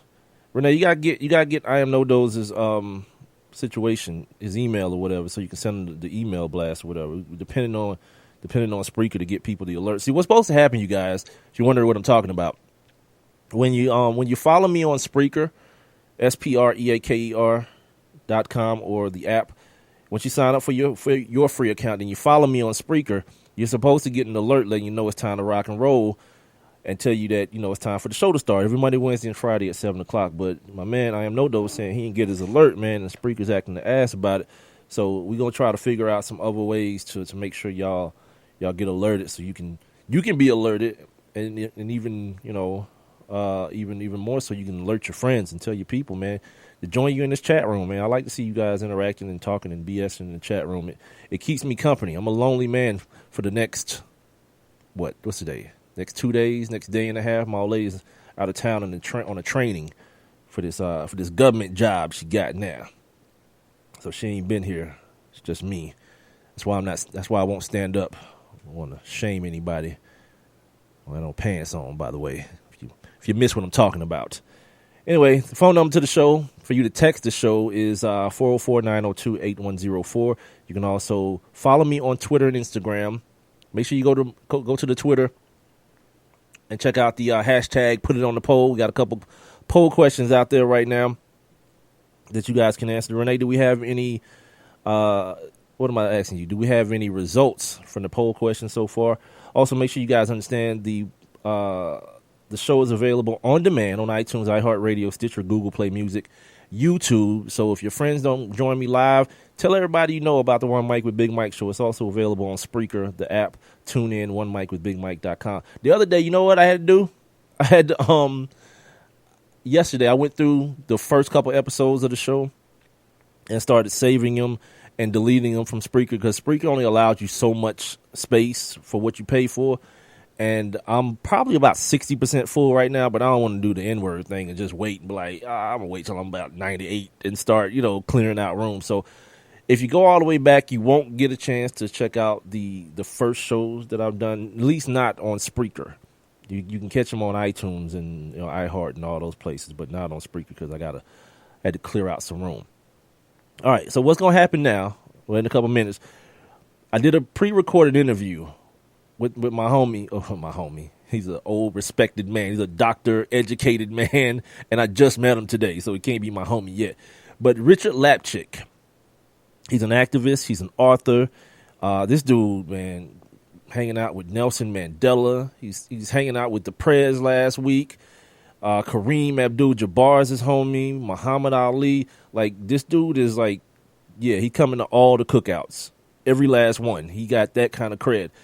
He's the founder of the Institute for Diversity and Ethics in Sports. And he's going to join me. I'm going to play that interview for you guys next. And he's a guy who's been involved in a lot of things since like the 70s, man. He was involved in ending apartheid, because real talk, in South Africa. So he's a heavy hitter. And just kind of at the spur of the moment, I read his name. And I noticed his name on so many things that I read. I saw his story on ESPN before. I didn't realize that's who I was calling today. I just picked up the phone, got on the internet, saw his phone number, called him, and he was like, sure, I'll do it. Very gracious man. I 100% appreciate him doing the show so you guys can hear some of the things that he's been through. I know we talk a lot about white America and white men in America and white privilege and all this kind of stuff. This dude is the opposite. Let me tell you something. For what this dude went through, I'd turn my back on y'all black ass. And plenty of y'all would too once you hear what the hell happened to him in South Africa. So we're going to take a break. Come back. Rickard Lapchick, at Rickard Lapchick, is his damn Twitter account. This is the One Mic with Big Mike show. Once again, Spreaker.com, Spreaker.com. Also the Spreaker app and TuneIn. And OneMicWithBigMike.com is where I'm being heard live right now. I'm also being seen live on my Facebook page where I'm doing Facebook Live, One Mic with Big Mike. So like I said, we're going to take a break, come back, and you'll hear from the man himself, Rickard Lapchick. I have one question for you. Do you or someone you know run a business that could benefit from additional exposure? The One Mic with Big Mike show is currently taking on new sponsors and advertisers. One Mic with Big Mike is currently syndicated across 8 different online platforms, and your company's name could be heard and seen across all 8 as well. Let's get to work. Please send all inquiries to Mike at OneMicWithBigMike.com. Thank you for listening. Thank you for your continued support. All I need is one mic. My name is Dale Pazinski. I'm 19 years old, and this is how I live united. I've always been kind of a computer geek, and I found a way to use those skills to help the homeless in my community. For people facing hard times, computer skills and a basic resume are so important. It may seem like a small thing, but it makes a huge difference in people's lives. So with United Way, I created a program where I work with the homeless. Together, we go through their whole job history, write a resume, and then save it on their very own USB drive. We provide workbooks and training certificates. I even budgeted for cupcakes so we can celebrate as a class when one of our people gets a job. That's huge. When somebody says, "Hey man, that job that you helped me apply for, I got it." That's what Living United feels like to me. My name is Dale Pazinski. I help people achieve financial independence. So I don't just wear the shirt, I live it. Give, advocate, volunteer, Live United. Go to liveunited.org. Brought to you by United Way and the Ad Council. One mic. All I need is one mic. What's the name of the show? One mic with Big Mike. You know, ain't nobody getting hurt, ain't nobody, you know, there's no crime being committed. And they say his style is too urban for the radio. This is real life stuff that's happened to me. Well, you know what? You, and you. One mic with Big Mike. I like to be able to do what I want to do. A sports talk show, but no subject matter is off limits. Meek Mill's concert is not called the Hell Yeah I Bang Khloe Kardashian concert. And now, your host. Put your hands together for the one, the only Big Mike. All I need is one mic. Hump Day. And welcome back to the One Mic with Big Mike show here live on Spreaker.com, also on the Spreaker app. You can also catch the show live on TuneIn. And, of course, the website, One Mic with BigMike.com. Make sure you guys check out the live stream going on right now on Facebook Live at One Mic with Big Mike. That is also the same handle you want to use for my Twitter and my Instagram at One Mic with Big Mike. And as promised, told you guys I had a special guest for you. He's an activist, civil rights leader, basically an all-around boss. He's also the founder of the Institute for Diversity and Ethics in Sports. His name is Dr. Rickard Lapchick. Follow him on Twitter at Rickard Lapchick. Dr. Lapchick, first and foremost, thank you so much for taking time out of your schedule to join the show tonight. Thanks for having me on, Mike. Okay, the first thing I want to know from you is, who don't you know? Like, I'm reading your bio and I'm checking out your pictures on Google, and you seem to have rubbed elbows with some of everyone. Is there someone that you haven't met that you may want to meet, or someone you think that if you did meet, you would be awestruck by, based on, you know, all the people that you have? Lou Alcindor, Nelson Mandela, Jackie Robinson, the list goes on and on, Muhammad Ali. Is there anyone that you think you might want to meet that you haven't met yet, or someone that you think you may be awestricken with? Well, I've met President Obama, but I haven't really spent a lot of time with him. I was there at the White House about 10 days ago when he did the Presidential Medal of Freedom ceremony. I was Kareem's guest, and it was an awesome event, and I think he's an awesome president, but I would love to know him better on an individual basis. Absolutely. But I've been very blessed to meet and be with a lot of people. I was at the Vatican about 8 weeks ago with the Pope, and he held a symposium on sport and service to humanity, and I was lucky enough to be one of the people he invited. But have you met Beyonce, though? I'm sure my listeners would love to know that. Have you met Beyonce? I have not. Oh, well, see, there's one for you to check off the old guest list there. There you go. You're described as I've seen you described as the racial conscience of sports. When someone hears that descriptor, what should they think? If they've never met you, if they've never heard of you, and someone just said, this guy's the racial conscience of sports, what should people think when they hear that descriptor? Well, I think I've been called that because I keep and have tried to keep the racial issue, particularly in sport, in the forefront since the 1970s. I was the American leader of the sports boycott of South Africa in the 1970s.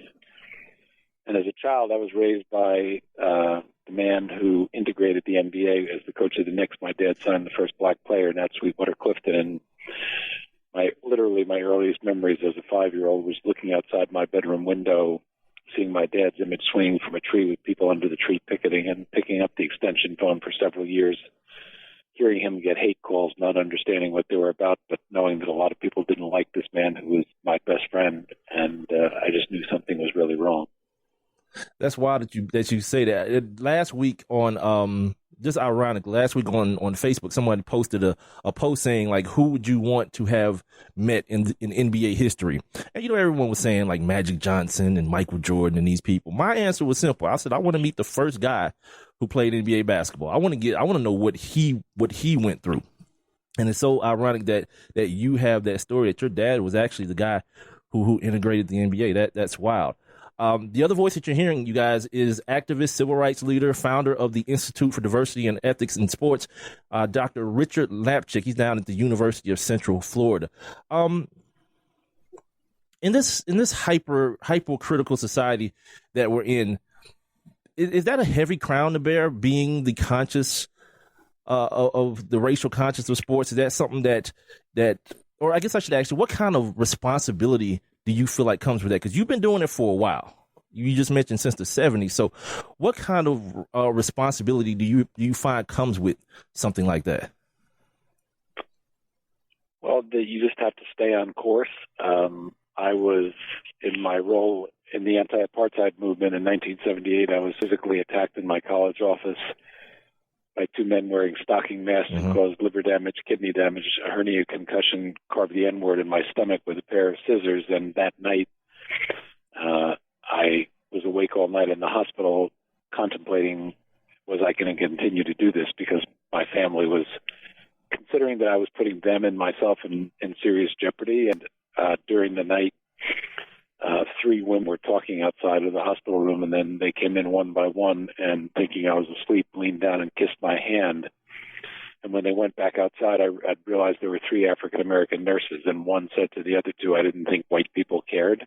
Wow. I knew a lot of white people who cared. I was just placed in an historical set of circumstances that, put me in that position to be able to show people that white people do care. So I knew I had to keep on doing what I was doing. Absolutely. And your work is much appreciated. I'm sorry for cutting you off. Go ahead. That's okay. Now, I know you wanted to talk about this hiring at Oregon, so yeah, we get to it. Absolutely. Because one of the things that you subscribe to is using sports as an effective instrument for positive social change. And up until last week, I wasn't even aware that Oregon, the state of Oregon, legally, for lack of a better phrasing, legally adopted the NFL's Rooney Rule for their state-funded schools. So before I get into the actual hiring, why isn't this something that people are screaming for from the top of every mountain, screaming for, based on the fact that we've for so long been waiting on the NCAA to do it, but apparently and obviously now states can actually do it. So why is it's been a couple of years now that Oregon has done it? Why is it something that's kind of like in the shadows? Why do you feel it's something that's in the shadows and people aren't screaming for more than they currently are?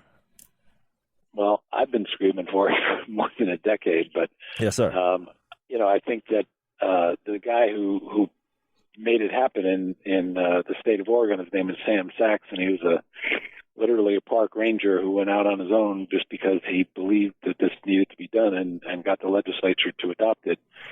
We subsequently tried, we meaning myself and Sam and Floyd, who was the head of the Black Coaches Association, to get other states to adopt it, but it didn't happen, and we're trying to get the NCAA to adopt it, as I said, for more than a decade. I think they just, people need to be forced into such a position, and it's not just that Oregon hired an African-American head coach. This week, under the same rule, Portland State named Valerie Cleary as its new athletic director, an African-American woman, and there are very few African-American women athletic directors in the country. So, when you get people in the room and they can show their talent and skills and commitment, then they're going to have a chance. If they don't come into the interview process, chances are Portland State would never have heard of Valerie Cleary, or she wouldn't have at least been a candidate for the athletic director position. Absolutely, which leads me to my follow-up on that. There's been some criticism since the Rooney Rule took effect. There's been some criticism over time. Of course, no system and no rule can be perfect. But one of the criticisms of the NFL Rooney Rule is that a lot of times people are seen, or minority coaching candidates are seen as only tokens to get to the inevitable goal of hiring the next white coach. I want to get someone. I want to get the opinion of someone that's very entrenched in these type of things, and get your opinion on the NFL's Rooney Rule as it currently is constructed. Well, I mean, I think that does happen, but the NFL has had 2 African-American head coaches in its history prior to the passage of the Rooney Rule. And I was involved with Cyrus Murray and Johnny Cochran threatening legal action against the NFL if they didn't change their hiring practices. And I think that the idea of having a lawsuit against them led the owners to develop the Rooney Rule under the leadership of, obviously, Dan Rooney from Pittsburgh Steelers. Mm-hmm. And the numbers changed dramatically. They've been kind of stagnant between 8 head coaches for the past 3 years now. And yes, I'm sure there are bogus interviews, but the fact is that there have been African-American head coaches who have gotten the opportunity because they were brought into those rooms. And equally important to the Rooney Rule are the coaching trees of what are called coaching trees of prominent African-American coaches who developed assistant coaches and coordinators under their leadership who have gotten jobs all around the country, both in college and in the pros. But still, we're way behind in percentages where we would like it to be at the college level. Willie Taggart going to Oregon doesn't change the numbers because he left the job at South Florida. So we're still at 16, just about 10% of a little over 10% of the total. That's just not acceptable in a sport where 55% of the players are African-American student athletes. Yes, sir. He's active civil rights leader, founder of the Institute for Diversity of Ethics in Sports. He is Dr. Rickard Lapchick at Rickard Lapchick. It sounds exactly how it's spelled on Twitter. So make sure you guys give him a follow. There's this theory, and I want to get your thoughts on it. The theory that schools aren't just reluctant. Well, schools are reluctant to hire head coaches, black head coaches, because of the difficulties they may experience in firing a black head coach. We just kind of saw some of that flare up a little bit in the past weeks with Charlie Strong. What is your perspective on that theory? Well, I think it's true, first of all, to some degree. But, that doesn't explain why we've had so few African-American head coaches historically. I mean, you might get an athletic director who might think that, or 2 athletic directors, but it's certainly not the majority of athletic directors who aren't hiring African-American head coaches. That's not the reason they're not doing it. But I had a conversation with David Stern a long time ago, and we do, as you may have read, the racial and gender report cards on the hiring practices in all the leagues as well as in colleges. Yes, sir. And literally track every position, both on the ops side of the sport as well as the business side. And David Stern said to me, he was not a big fan of the racial and gender report card, but he said to me that my goal is that we'll get to a point where we not only don't notice when we hire an African-American head coach, but we also don't notice it when we fire an African-American head coach. And I think the NBA is really the only league where that is true today. I think, we track coaches who are fired in all the sports, college sport, pro sports, because there have been so few African-American head coaches, and particularly in college football and all the other pro sports except the NBA and WNBA. Is there a correlation between the amount of power that players possess in the NBA and those numbers, the number of black head coaches while working in the NBA versus the other sports, especially college sports, and of course the NFL? Do you find a correlation between those two things? Well, I think the NBA players are the most vocal, and they're also encouraged to be the most vocal by the league office. It's a unique situation where Adam Silver has encouraged his players to speak up social justice issues. Adam Silver moved the game out of Carolina, moved the All-Star game out of North Carolina, had the Clippers owner taken out of the league structure. So he's provided that type of leadership himself, but he's encouraged his players. And you saw LeBron James yesterday said he's not going to stay in Trump hotels anymore as a sign of protest. And we're seeing more and more athletes, including at the college level, speak up. And I'm very encouraged by that because it's been a long time coming. So, kind of piggybacking on that, what were your thoughts initially when Colin Kaepernick decided that he wasn't going to acknowledge the playing of the national anthem and initially sitting and taking a knee? There were people on both sides. It was and is a very polarizing issue, and I want to get what your thoughts were then and now, as it's kind of the noise has kind of died down a little bit.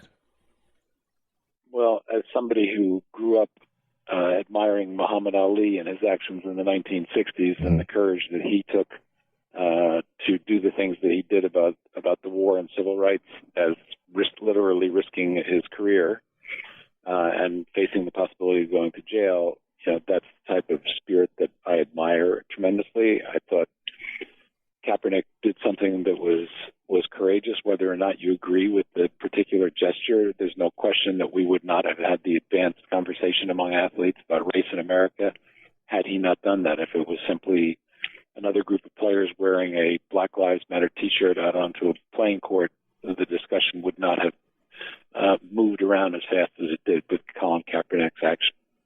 I'm talking right now with activist civil rights leader, founder of the Institute for Diversity and Ethics in Sports. His name is Dr. Rickard Lapchick, at Rickard Lapchick on Twitter. I want to kind of journey backwards a little bit here in the conversation. Mike, I'm going to have to run pretty soon, just so you know. Okay. Can I get two more questions out of you? Go for it. All right. The first one I want to ask you is about the hiring practices in college sports. Do you feel like ADs, college presidents, these people understand some of the inherent pressures that come with being a black coach? I've heard Tony Dungy talk about when he got the job in Tampa and then again in Indianapolis, how he felt the need that he had to succeed for people coming up behind him. And I just recently spoke to one of his former players who's coaching, Cato June. He talked about the pressure of being a black head coach, staffing or making his staff predominantly black so that he could be one of the people helping other black coaches rise amongst the ranks. Do you think these ADs and presidents of these universities understand that is a real thing? Well, first of all, 88% of our presidents and ADs are white. Yes, sir. So it would be impossible for them to at least fully grasp that perspective. They don't think of themselves as going into becoming the AD representing white people or the president representing white people, but there are black coaches and black athletic directors who know that there's a whole lot of younger people hoping that they succeed because that will give opportunities for people in the future. So I don't think that it's understood by presidents and ADs fully. I'm sure there are some that do. But there's no question that pressure is there for particularly a young black coach just starting out, that he knows that people are looking for him to be successful and give the right kind of leadership. And there was a lot of joy in the coaching community when Penn State won the Big Ten championship a week ago, making it the first African-American head coach to win a Big Ten championship. That was an important event. Yes, sir. Last thing I got for you, and I'm gonna let you go. And I definitely 100% appreciate you doing this for me. What's your basketball game looking like? You're the son of a coach. You mentioned your dad earlier on in the interview. Like, are you still hooping? You still got any game in you? Well, I was lucky enough that in 2016 I was inducted into the New York City Basketball Hall of Fame. My dad had been inducted a lot of years before that, and we became the first father and son to be inducted into the New York City Basketball Hall of Fame. He was there much because he was a great basketball player and coach. I was there much because of the contributions I've made to the game about the issues that we've been talking about. I got you. So that makes you're number two. You're 2 of 2 on this show. The last New York City Basketball Hall of Famer I had on the show, he's been on the show a couple times, my man Kenny Anderson. So that makes you a 2 of 2. Dr. Lapchick, thank you so much for your time. Thank you for gracing us with your presence and bringing some well-needed knowledge to the show. Hopefully we can do it again sometime soon. Thank you for the great questions you have. Boom. Heard that last part? For the great questions. I didn't think they were that great. I'm sitting here listening to it. I never, ever, ever listened to the show. And I'm forced to today because the interview was pre-recorded. Yeah, I didn't think they were great questions at all. I felt like I was wordy and stumbling through a bunch of them. But I guess, you got the point. He was able to answer him. He didn't answer that question about his basketball game, though. He just kind of hit me with the, what the hell you think? I'm in the Hall of Fame, bastard. I get you. I got it. Yeah, man. Dr. Rickard Lapchick, man. If you missed what he said, because my man was in Africa and some dudes ski mask and beat him up and carved the N-word in his stomach with some scissors. And he still rode for black people. Yep, guess what? I'm probably as black as they come. I'm probably out when that starts happening. I'm gonna find me something else to do to help the cause out. I ain't trying to be on the front line no more. They carved it in his stomach, meaning it's there now. My man. I mean, also they ruptured his spleen and had some kidney damage and those things too. But yeah, I'm gonna guess those things healed. But this dude is a white man walking around. Like, at that point, do you really have a choice? You know what I mean? Like, you got pretty much two choices. You got the N-word, carved in your belly. You can either probably join the Aryan Nation or, ride real hard for black folks, man. So shout out to, man, Rickard Lapchick. Check out the video on the Facebook page, on my Facebook page, One Mic with Big Mike. It's a little short, I don't know, maybe 6-minute long video of people talking about him. People from ESPN, Jeremy Schatt, Bob Lee, Robin Roberts. I think Stephen A. Smith was on it. I'm not sure. I kind of tune him out whenever he's on anything, so he may have, and I'm not even playing. He may be on the video as well. But it's people talking about and showing their appreciation for a man who stood up. He didn't just talk about it. He stood up and went at the system that he knew was wrong. His pops set the table for him. He was the man. If you heard him talk about in the interview, he saw his pops being hung in effigy out of his back, out his front window. People calling death threats to his pops. Why? Because he put a black dude on a basketball court. Like, in 2016, that seems like just what you do, right? You want to win, get you a bunch of brothers. And then you want to be PC, you might throw a white boy or two on there. Hopefully, if you're lucky, he's a European white dude. That means he got like crazy game probably. And then you move on. It's like the opposite of baseball, right? Ain't too many brothers playing baseball, but the eye test gets passed. You see Big Poppy and them dudes, they black as I am, but they no habla inglés. Feel me? So it's just the opposite in basketball. So yeah, that dude. Well, what else? Oh, shout out to Valerie. I think he said her name was Valerie Cheering, Portland State. Not only is she black, she's a woman. Of course, she's not a dude named Valerie. She's a woman. AD at Portland State. So shout out, man. The title to this show is, man, Oregon been on, man, and Oregon has been on for like years now, and the rest of the country need to catch up, not just with the weed situation, but feel me, with just the diversity thing. Like, I know some white people think, what is it called? What is it called, man? When black people get jobs, affirmative action. They think affirmative action is reverse racism, as though there's a such thing. It's just racism. It's not reverse or anything stupid like that. Yeah, it's just racism. It is what it is. Speaking of weed, by the way, this is the One Mic with Big Mike show. Yeah, you know what I'm going to do here? I'm going to talk about weed real quick, and then I'm going to do On This Day, and then we're going to take a break. And I'll just come back, give you guys the rest of the headlines for the day, and get the hell out of here, man. Get on over the rest of this hump. Rashaan Salam. If you my age, you know who Rashaan Salam is. Rashaan Salam, big time running back, University of Colorado. Played out there with Michael Westbrook. I think Cordell, my former co-worker, Cordell, was the quarterback on that team with Westbrook and Rashaan Salam. Anyway, he got found in the park yesterday in Colorado, dead with a note. Of course, it looks as though he killed himself. Feel me? And what happened today was weird. I was watching ESPN, watching Outside the Lines, and they brought up this old clip. They was talking about he was struggling. He was struggling with marijuana. I don't know what that is, to be honest with you, but they brought up this old clip about him saying why he needed to quit smoking marijuana. If you remember Rashaan Salam, bunch of injuries when he got to the league, and people was like, he's a bust, and the bust label was put on him. And he told ESPN some years back that, he was on weed real heavy, and, he was not himself while he was on the weed, and weed makes you lazy. And I was like, what is ESPN doing? Are they trying to say that this dude had like some sort of dependency issue and now all these years later he killed himself? I would probably contend that if he kept smoking weed, he might not have been the best NFL running back. He wasn't anyway.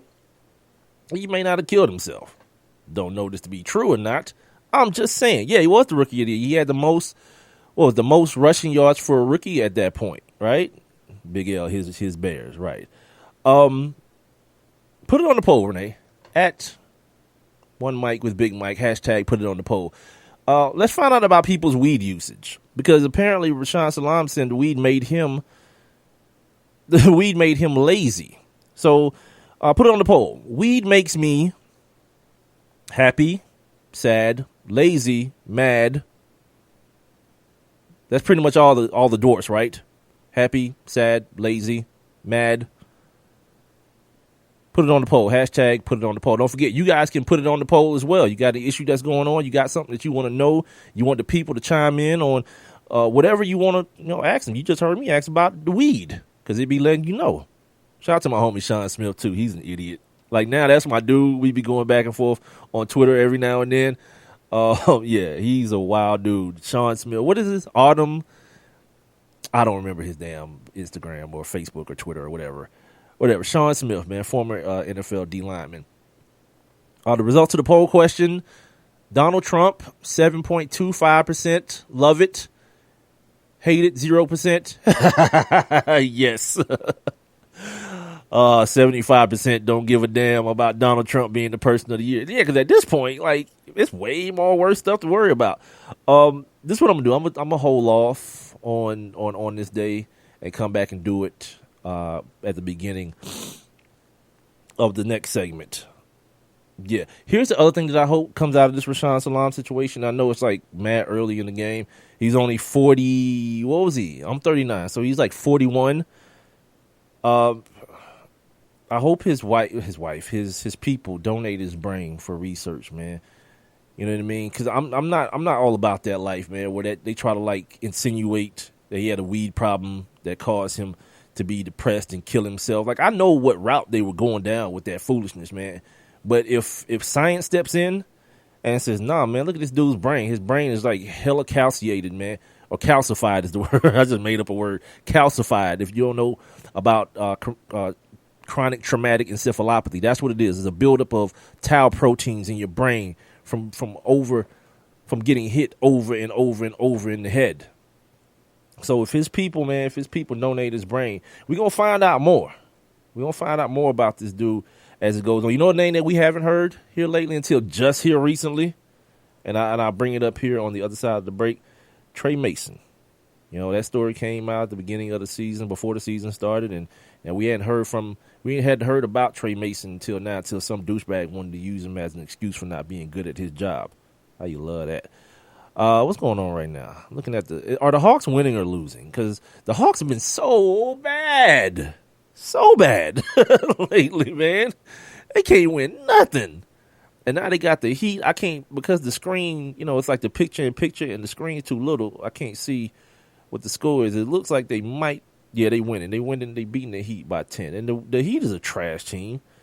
Ain't nobody depending on Hassan Whiteside to lead them, or Goran Dragic, Kellen. What's the boy's name? Justice Winslow. I almost called him Kellen Winslow. What's so damn funny? People laughing in this damn chat room. Oh, Big L saying weed is good. Never used it, but let's just say it was good to me. Oh, my man. My man, we'll just say that. We'll just say it's good. Cleveland beating the brakes off them damn New York Knicks. God, man. Why do all the good games have to happen on the West Coast? Like, we don't get to see the Clippers. Maybe that's what it is. You know what I mean? Like, you got to eat your vegetables before you get your dessert. So you got to watch the Hawks and the Heat, the damn Cavs and the Knicks, and then later on we get dessert. We get the Clippers and the Warriors. Shout out to them. We're gonna talk a little bit about basketball here before we get out of here as well. It is the One Mike with Big Mike show. I'm right here every Monday, Wednesday, and Friday. I'm live. Tell your friends to tell a friend to tell a friend to tell a friend right here on Spreaker.com, Spreaker.com, as well as the Spreaker app. Also, check me out live on TuneIn, as well as the One Mike with Big Mike website. All shows can be heard on demand on all those outlets, as well as on iTunes, iHeartRadio, Stitcher, Google Play Music, and you can get the video and the audio on YouTube. You can see the live video right now on the Facebook page, which is One Mic with Big Mike on Facebook. It's the same handle for my Twitter and my Instagram as well. Oh, Renee, we're on another outlet right now too, and I don't remember what it is. Somebody hit me up a while ago about asking me could they broadcast the show, and I was like, sure, cool. And then I got an email today that apparently the two dudes that was running the show or running the station or whatever got into a fight, and so somebody emailed me today to introduce themselves to me, like I'm taking over right now. Thank you for being a part of whatever it is that we're doing. I'll figure out what it is and let you guys know. But there's a ninth outlet that you can hear the One Mic with Big Mike show on apparently, and I have no idea what it is. Either way, we'll come back. We'll talk some basketball. We'll talk some football, and then we'll do On This Day, and we'll get the hell out of here. Well, I have one question for you. Do you or someone you know run a business that could benefit from additional exposure? The One Mic with Big Mike show is currently taking on new sponsors and advertisers. One Mic with Big Mike is currently syndicated across 8 different online platforms, and your company's name could be heard and seen across all 8 as well. Let's get to work. Please send all inquiries to Mike at onemicwithbigmike.com. Thank you for listening. Thank you for your continued support. All I need is one mic. In the U.S., about 90 people die in motor vehicle crashes each day, and thousands more are injured, resulting in hundreds of millions of dollars in direct medical costs each year. 1 in 3 crash deaths involves drunk driving, almost 1 in 3 involves speeding, and half of those who died were not buckled up. Even though we've made progress in the U.S., other high-income countries have lower motor vehicle crash death rates. We can and must do better. Here's what you can do. Use a seatbelt in every seat on every trip, no matter how short. Make sure children are always properly buckled in the back seat, in a car seat, booster seat, or seatbelt, whichever is appropriate for their age, height, and weight. Never drive while impaired by alcohol or drugs, and help others do the same. Obey speed limits, and drive without distractions. To learn more, visit cdc.gov/vital signs. And now back to One Mic with Big Mike. And here we go!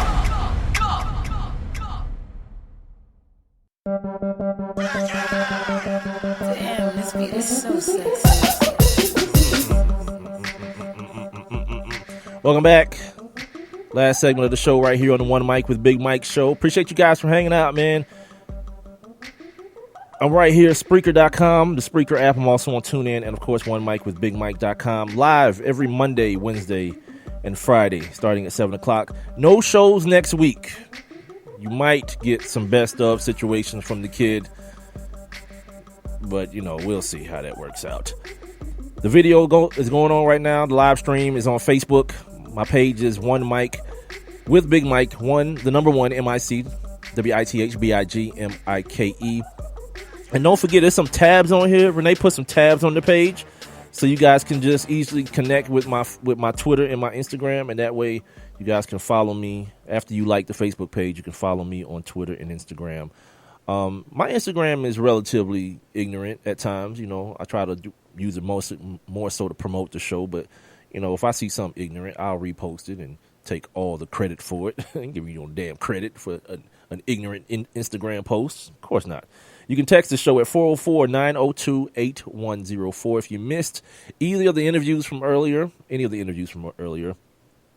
My man Rickard Lapchick, or, of course, Matt Lutovsky with all your fantasy football news. You can always catch them on demand on Spreaker, the app. Tune in, One Mic with Big Mike. iTunes, iHeartRadio, Stitcher, Google Play Music, and YouTube. Just make sure you subscribe and like and share and favorite and all that crazy crap. All right, now it's the time of the show. We had to push it back because we doubled up on the interview or whatnot. We doubled up on the interviews today, so we had to push our daily feature back, which is called On This Day. Now, let's take a look back. On this day. All right, on this day in 1907, Eugene Corey, he becomes the first referee in a boxing ring. Well, what the hell happened before that?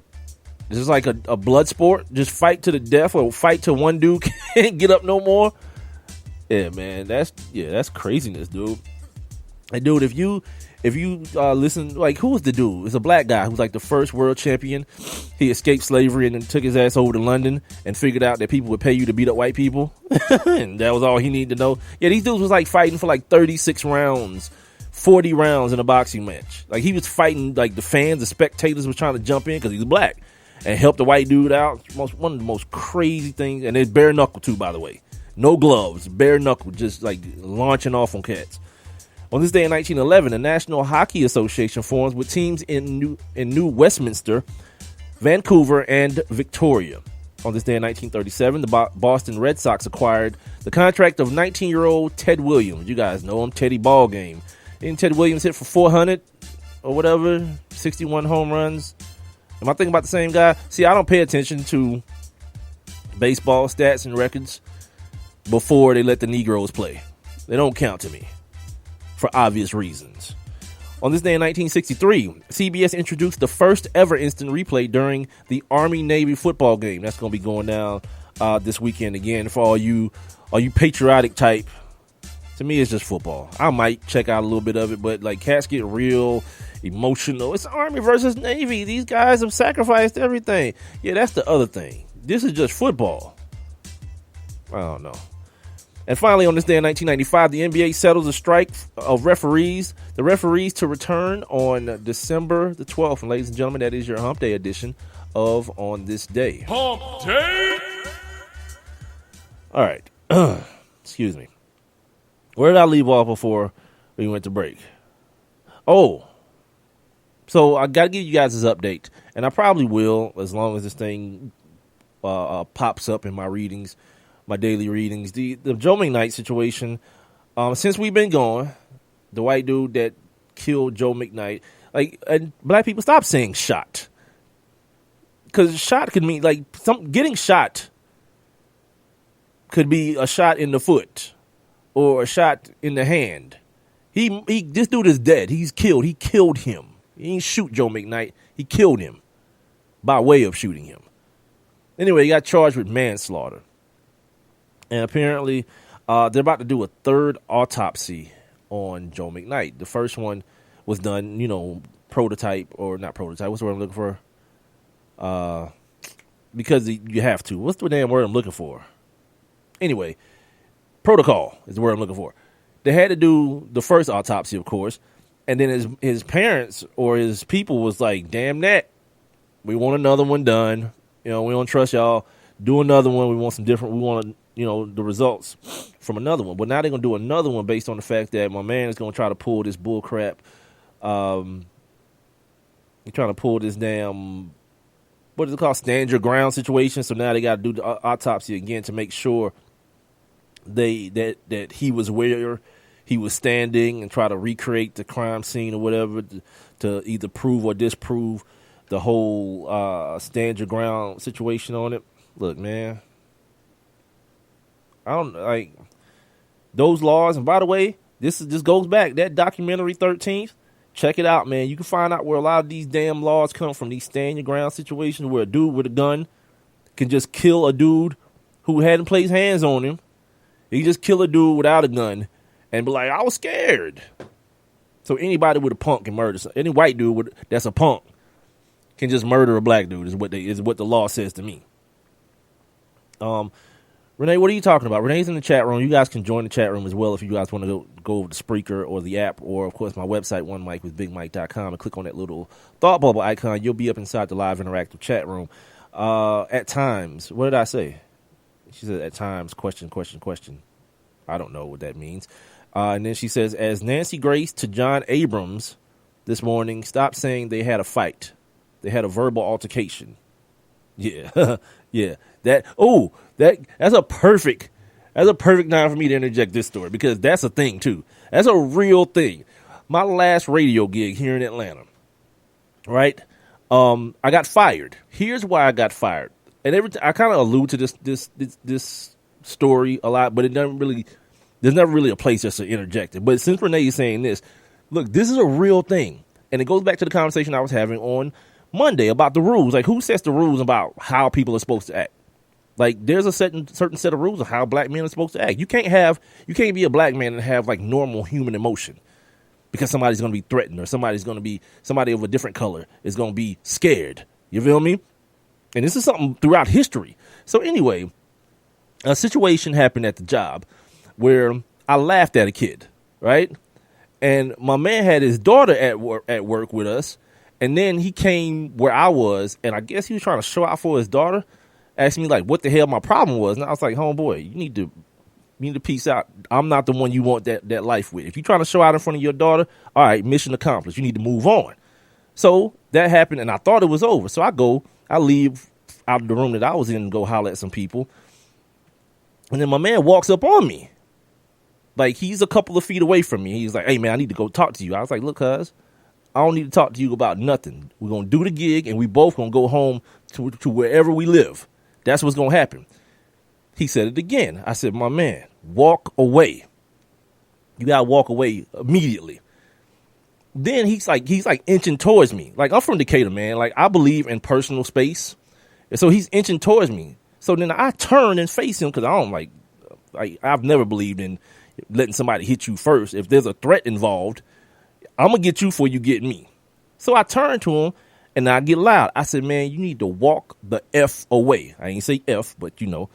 But anyway, by the next day, I was working with this little white girl. By the next day, I get a call talking about I'm fighting in the studio. Me and this dude is fighting in the studio. I was like, ain't nobody fighting in the studio. I'm a grown man. Well, I like fighting at work. But inevitably, this little white girl she felt threatened. So then they fired me because, yeah, it's the same thing, man. It's the same thing. You're not allowed to express normal, like as long as you laughing and goofing around, it's all good. Get mad. See what I'm saying? Get mad. Odell Beckham, Terrell Owens, all these dudes, Chad Ochocinco, all these dudes are entertaining, right? Until they run afoul to the people who don't look like them. Yeah, that's real talk. So, yeah, you guys are right. Ain't no damn fight. Two men were having an escalated discussion. And one dude decided to end the discussion with bullets. Because one man was black and the other was white. I'll let you, if you hadn't heard the story, decipher which was which. So anyway, he was charged with manslaughter. A lot of people, you know what I'm saying? A lot of people was kind of up in arms. You know, if you don't know, you know the dude that shot and killed Will Smith got hit with a second-degree murder joint. And they hit him with a weapons charge. I told y'all about this on Monday. They're gonna try to double jeopardy this dude. That second degree murder in Louisiana, it carries an L, dude. Like life. So the way they figuring it, they separated the charges because again, that's something that they can legally do. Don't know how. Excuse me. But if they don't get him on the second degree murder situation, they're gonna hit him with the unlawful whatever, with a firearm, whatever the second charge is, at a different late date. So they're going to try this dude twice for the same crime. Yeah, buddy. America KKK is all about that life, cuz we got to keep them prisons filled, don't we? And who better to fill them with than black dudes? So anyway, a lot of people was like, he need to be charged with murder. Here's the problem with being charged with murder. We're charging this white dude with murder. It's the burden. That's where the hiccup comes. Like, we got to start learning from these experiences, man. These cops walking away, a lot of times, George Zimmerman walking away, a lot of times it comes from overcharging. The burden of proof in a murder case, you got to prove intent and all that kind of stuff. And all you got to do is find, like, the right juror to act like there's some sort of, there's some sort of reasonable doubt. Let me tell y'all something. In case you ain't know, remember that video we saw out of South Carolina? The traffic stop where the black dude took off running. And we watched this white policeman take aim and put like 4 in his back. Mistrial. It was on tape. You know what I'm saying? The world saw it on TV. And this dude got a mistrial. Because some white boy, I couldn't find myself to do it. All right. The jury system is antiquated. It's archaic. There are enough people who have gone through law school in this country that you can get an actual legal panel like the way they do in South Africa. They have a legal panel that decides on people's fate. Not a plumber and a house mom and like the Mary Kay sales rep. People who don't know nothing about it, you got to instruct them all the way through. And if they do send somebody to the electric chair and the person ends up DNA evidence or something comes back later on, the person innocent, there is, or not guilty. I hate saying that. The person is not guilty. There aren't any there's nothing punitive that gets done. You can go up in the jury room and do what the hell you want to. Yeah, man, I'm good. I'm good on this whole situation. You know what I mean? Like, if this kid that killed Will Smith go to jail for life, because it's amazing to me too. Here's the other amazing part about it: how the temperature of that case turned based on what happened in the Joe McKnight situation. Because if you MFers remember, all y'all ass was out here talking about that's some bullcrap because you knew who he was. It was me that came on my show and was like, I don't know Will Smith and I don't know what the hell happened. So the trial started today, right? The trial started today for Will Smith. Let's put it on the poll, Renee. Hashtag put it on the poll at One Mic with Big Mike. Are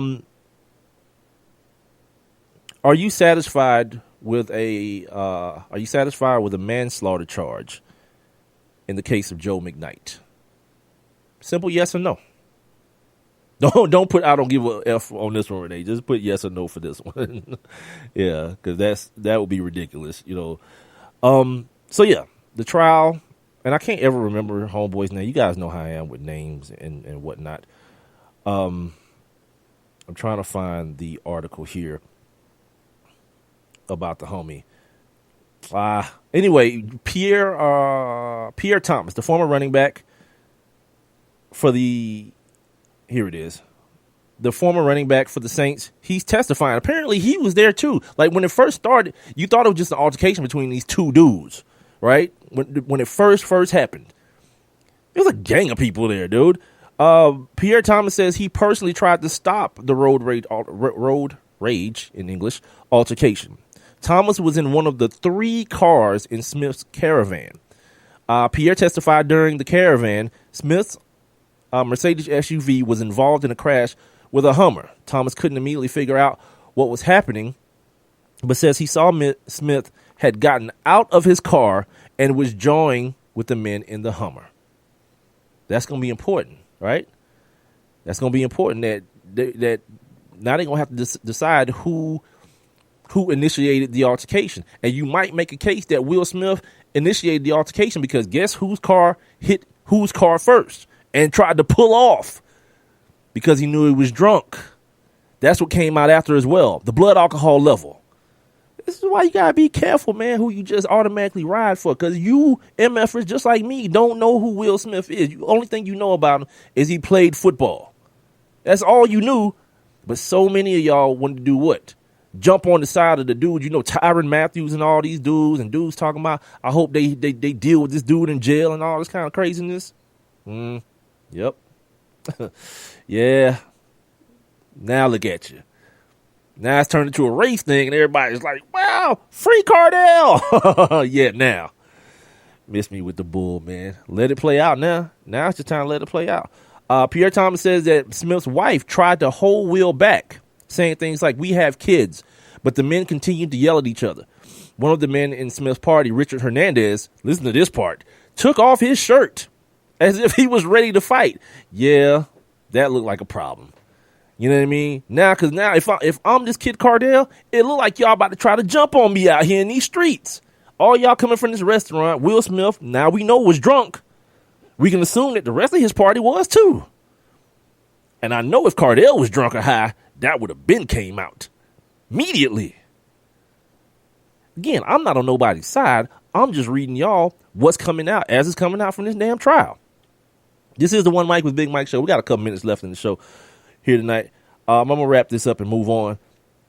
Thomas said that he got out of the car and tried to de-escalate the situation, but before he could step in, shots rung out. At the same time, though, he's adamant. Pierre Thomas is adamant that he believes Smith's death should be considered a murder. Yeah. See what I'm saying? That's the problem. Like, that definitely isn't murder. That's not a dude laying in wait for somebody, doing a drive-by or something like. Nah, that ain't what that is. From what he's saying, to wrap it up, we're like, yep, but it was definitely murder. I don't know, dude. You're a terrible witness. You're supposed to make it look way more definitive than that. Because I got a hell of a lot of questions now. He said this man got out the car and took his shirt off like it's about to go digital out this piece. Yeah, man. Understand this, man. And this is in all seriousness. You never know what somebody's reaction is going to be to your reaction. Understand that. Trust that. You may think it's about to be a fight. But if it's somebody in this world who understands that mindset, that I'm too old to be fighting anybody, before I let you start putting hands on me and doing something to me, yeah, I'm going to put a couple holes in your ass too. I'm just going to keep it real. I ain't about that life. We ain't finna be tussling. I'm grown. Keep your hands to yourself. You can be as mad as you want to. You can yell as much as you want to. Keep your damn hands to yourself, man. We learned that in preschool. Anyway, moving on. I'm going to keep you guys updated as much as possible. Don't forget, also, Friday's going to be the last show for a week. We'll take a week off and try to, recalibrate, work on some guests and things of that nature. I'll still be working, just not actually broadcasting the show or whatnot. Then there's Jeff Fisher. Jeff Fisher apparently is trying to, defend getting an extension when he's bad as hell at his job. Like I said earlier, just point at your skin, cuz you ain't gotta explain nothing to me. I know what it is. This dude is 31, 44, and 1 since 2012 and becoming the Rams head coach. Yeah. Listen to this. I want to know if you guys feel the same way I feel about this. If this dude is doing one of those like double reverse type things in his commentary. I look at this as being my responsibility, the win-loss record. We need to do a better job of personnel from a personnel standpoint. Wait, you the coach? That sounded to me like you throwing the damn GM under the bus, who, by the way, just got an extension as well. He goes on to say, here's the real crazy stuff. We've had some unfortunate things take place with some high picks in Stedman Bailey and Trey Mason. And those kind of things you don't anticipate, but we're moving forward. All right. So Stedman Bailey got shot in the head, and Trey Mason, according to his mama, went crazy. That's why you sorry? Both of them dudes was there last year, and you were still sorry as hell. Like, I don't understand what part of the game that is. He's like, yeah, one of my players got shot in the head and the other one went crazy, but, it's causing me not to be able to coach this damn team. Yeah, way to pass the buck, homie. Like I said, man, just point at your skin. Just be like, yeah, this is what's happening right here. This is why I'm able to do what I'm doing, be bad as hell at my job, and still, rock out with my you-know-what out.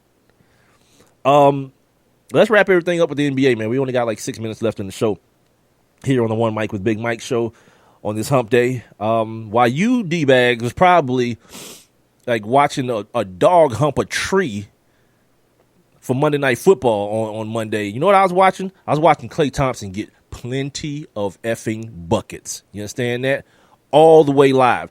And this is something that I said. I don't remember if I said it during the Sports Kings or I think it was doing this show that I said that if anybody in the league could get up to that level of Kobe's 81, it would be that dude.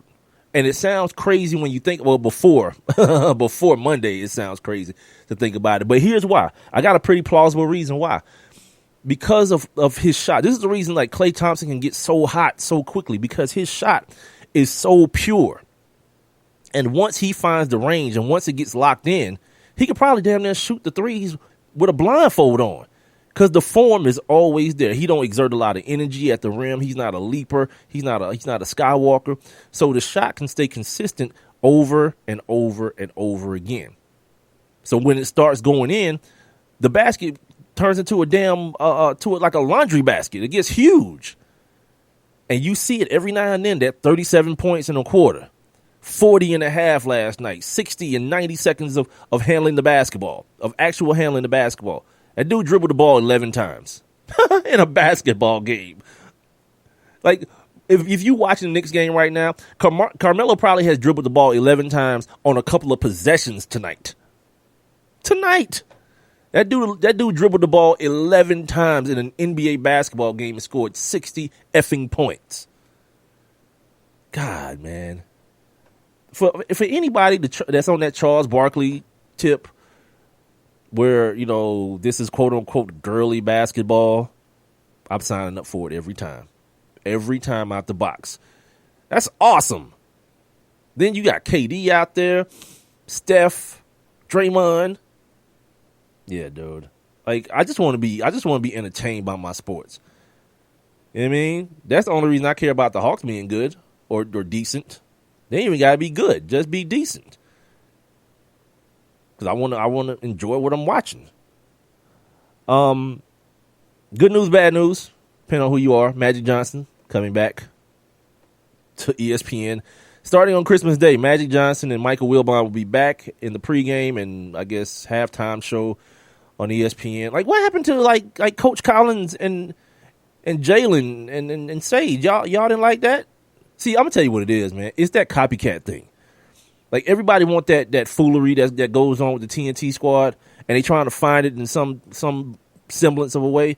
But really, man, just give me basketball. Like, I watch the TNT situation. Like, okay, Charles is gonna say something ridiculous. Shaq, Ernie's gonna have to beg him to say something. But that really the only dude that's bringing real basketball knowledge is Kenny. And then, of course, Ernie's a freaking pro. He just keep everything running smoothly and keeping it together. But there's this want to imitate and recreate things, man, when in actuality, like that situation with Coach Collins and Jalen, that was ill to me. Like, them dudes, two dudes that know ball and just talk basketball. But nah, you got to put like a panel of 7 people on there, Michelle Beadle doing that Sports Nation ignorance. And you know what? I'm good. The last thing, real quick, and I was going to actually put this on the poll, but it's too late probably. We can still do it. LeBron James and some of his teammates decided they weren't going to stay in a Trump hotel before tonight's game, which is cool, whatever. But then, my man, like, don't do that whole you're the dumb ones and I'm the smart one. I'm not making a statement. I'm not making any type of statement by doing this. Listen to this. Before we get out of here, listen to this. He said he wasn't trying to make a statement by not staying in a Donald Trump branded hotel. Quote, it would be the same if I went to a restaurant and decided to eat chicken and not steak. That's totally not the same thing. That's like the chicken or the steak didn't win the presidency opposite your endorsement for the other protein. James and some of the players didn't stay with the team at the Trump Soho in Lower Manhattan before the Cavs game against the New York Knicks. The first time in his career he hasn't stayed with the team. And you're not making a statement? See, that's my problem with LeBron. Like, don't come at, and I said I wasn't even going to talk about this, but F it now. Like, don't come at me with this saying Posse is racist. Right? Like, that's the cause you want to speak for? You and your millionaire buddies getting their feelings hurt by a rich white dude who don't care nothing about you anyway? You'll take on that and speak out about that, but then try to hide the fact that you are protesting, a-hole. You are protesting this damn Trump situation. And it's fine if you are. Unless, of course, you think you're going to find yourself in a position where you're going to need to be kissing this dude's ass in the future. Which, is another terrible characteristic to have as a man. I used to have a boss that was like that. He's like, in this radio game, you got to watch how you treat people because you might need them in the future. Like, I don't give a damn about that. Like, if you're an a-hole, I'm going to treat you like one. And I don't need you for nothing. Like, damn that. Like, that's never going to be the reason for me to treat somebody good. Like, be a cool person. And I treat you like a cool person. If you're a douchebag, guess what? Douchebag treatment it is. Anyway, y'all, it's time to wrap up, man. It's time to wrap up. Get the hell up out of here. Also, Phil Jackson said he smoked weed. He smoked ED, past tense, weed, when he had a back injury. Like him and Steve Kerr on that now. Like, yeah, I did it before. Not now, though, of course. Let's keep it real. Like, Phil and his peyote or whatever, a little weed mixed in with the mixture. It's all good, man. Anyway, that's going to do it. The Hump Day edition of the One Mic with Big Mike show is over. Appreciate you guys. Charles, Big L, I am No Dose, Renee, appreciate you guys. I appreciate everybody checking in on Facebook as well. I don't know if I can. Derek Bell, Go Ducks. We are super stoked to have Taggart in Eugene. Shout out to my people in Eugene, Oregon, checking out the show, man. No doubt. We're trying to grow this thing, man, so make sure you spread the word, man. Tell a friend to tell a friend to tell a friend. I'm here Monday, Wednesday, and Friday on Spreaker, the Spreaker app. Tune in. Of course, One Mic with BigMike.com. You can get the show on demand on all those outlets, as well as on iTunes, iHeartRadio, Stitcher, Google Play Music, and you can get the audio and the video on YouTube. Make sure you subscribe and follow and all those good things. Speaking of follow, I'm at One Mic with Big Mike on Facebook. Like my page and follow me at the same handle on Twitter and Instagram. Until Friday, man, I'm going to be back. Hopefully I'll holler at you guys. Y'all be safe out there. And join me back right here on Spreaker. Tune in. One Mic with Big Mike. See you guys on Friday, man.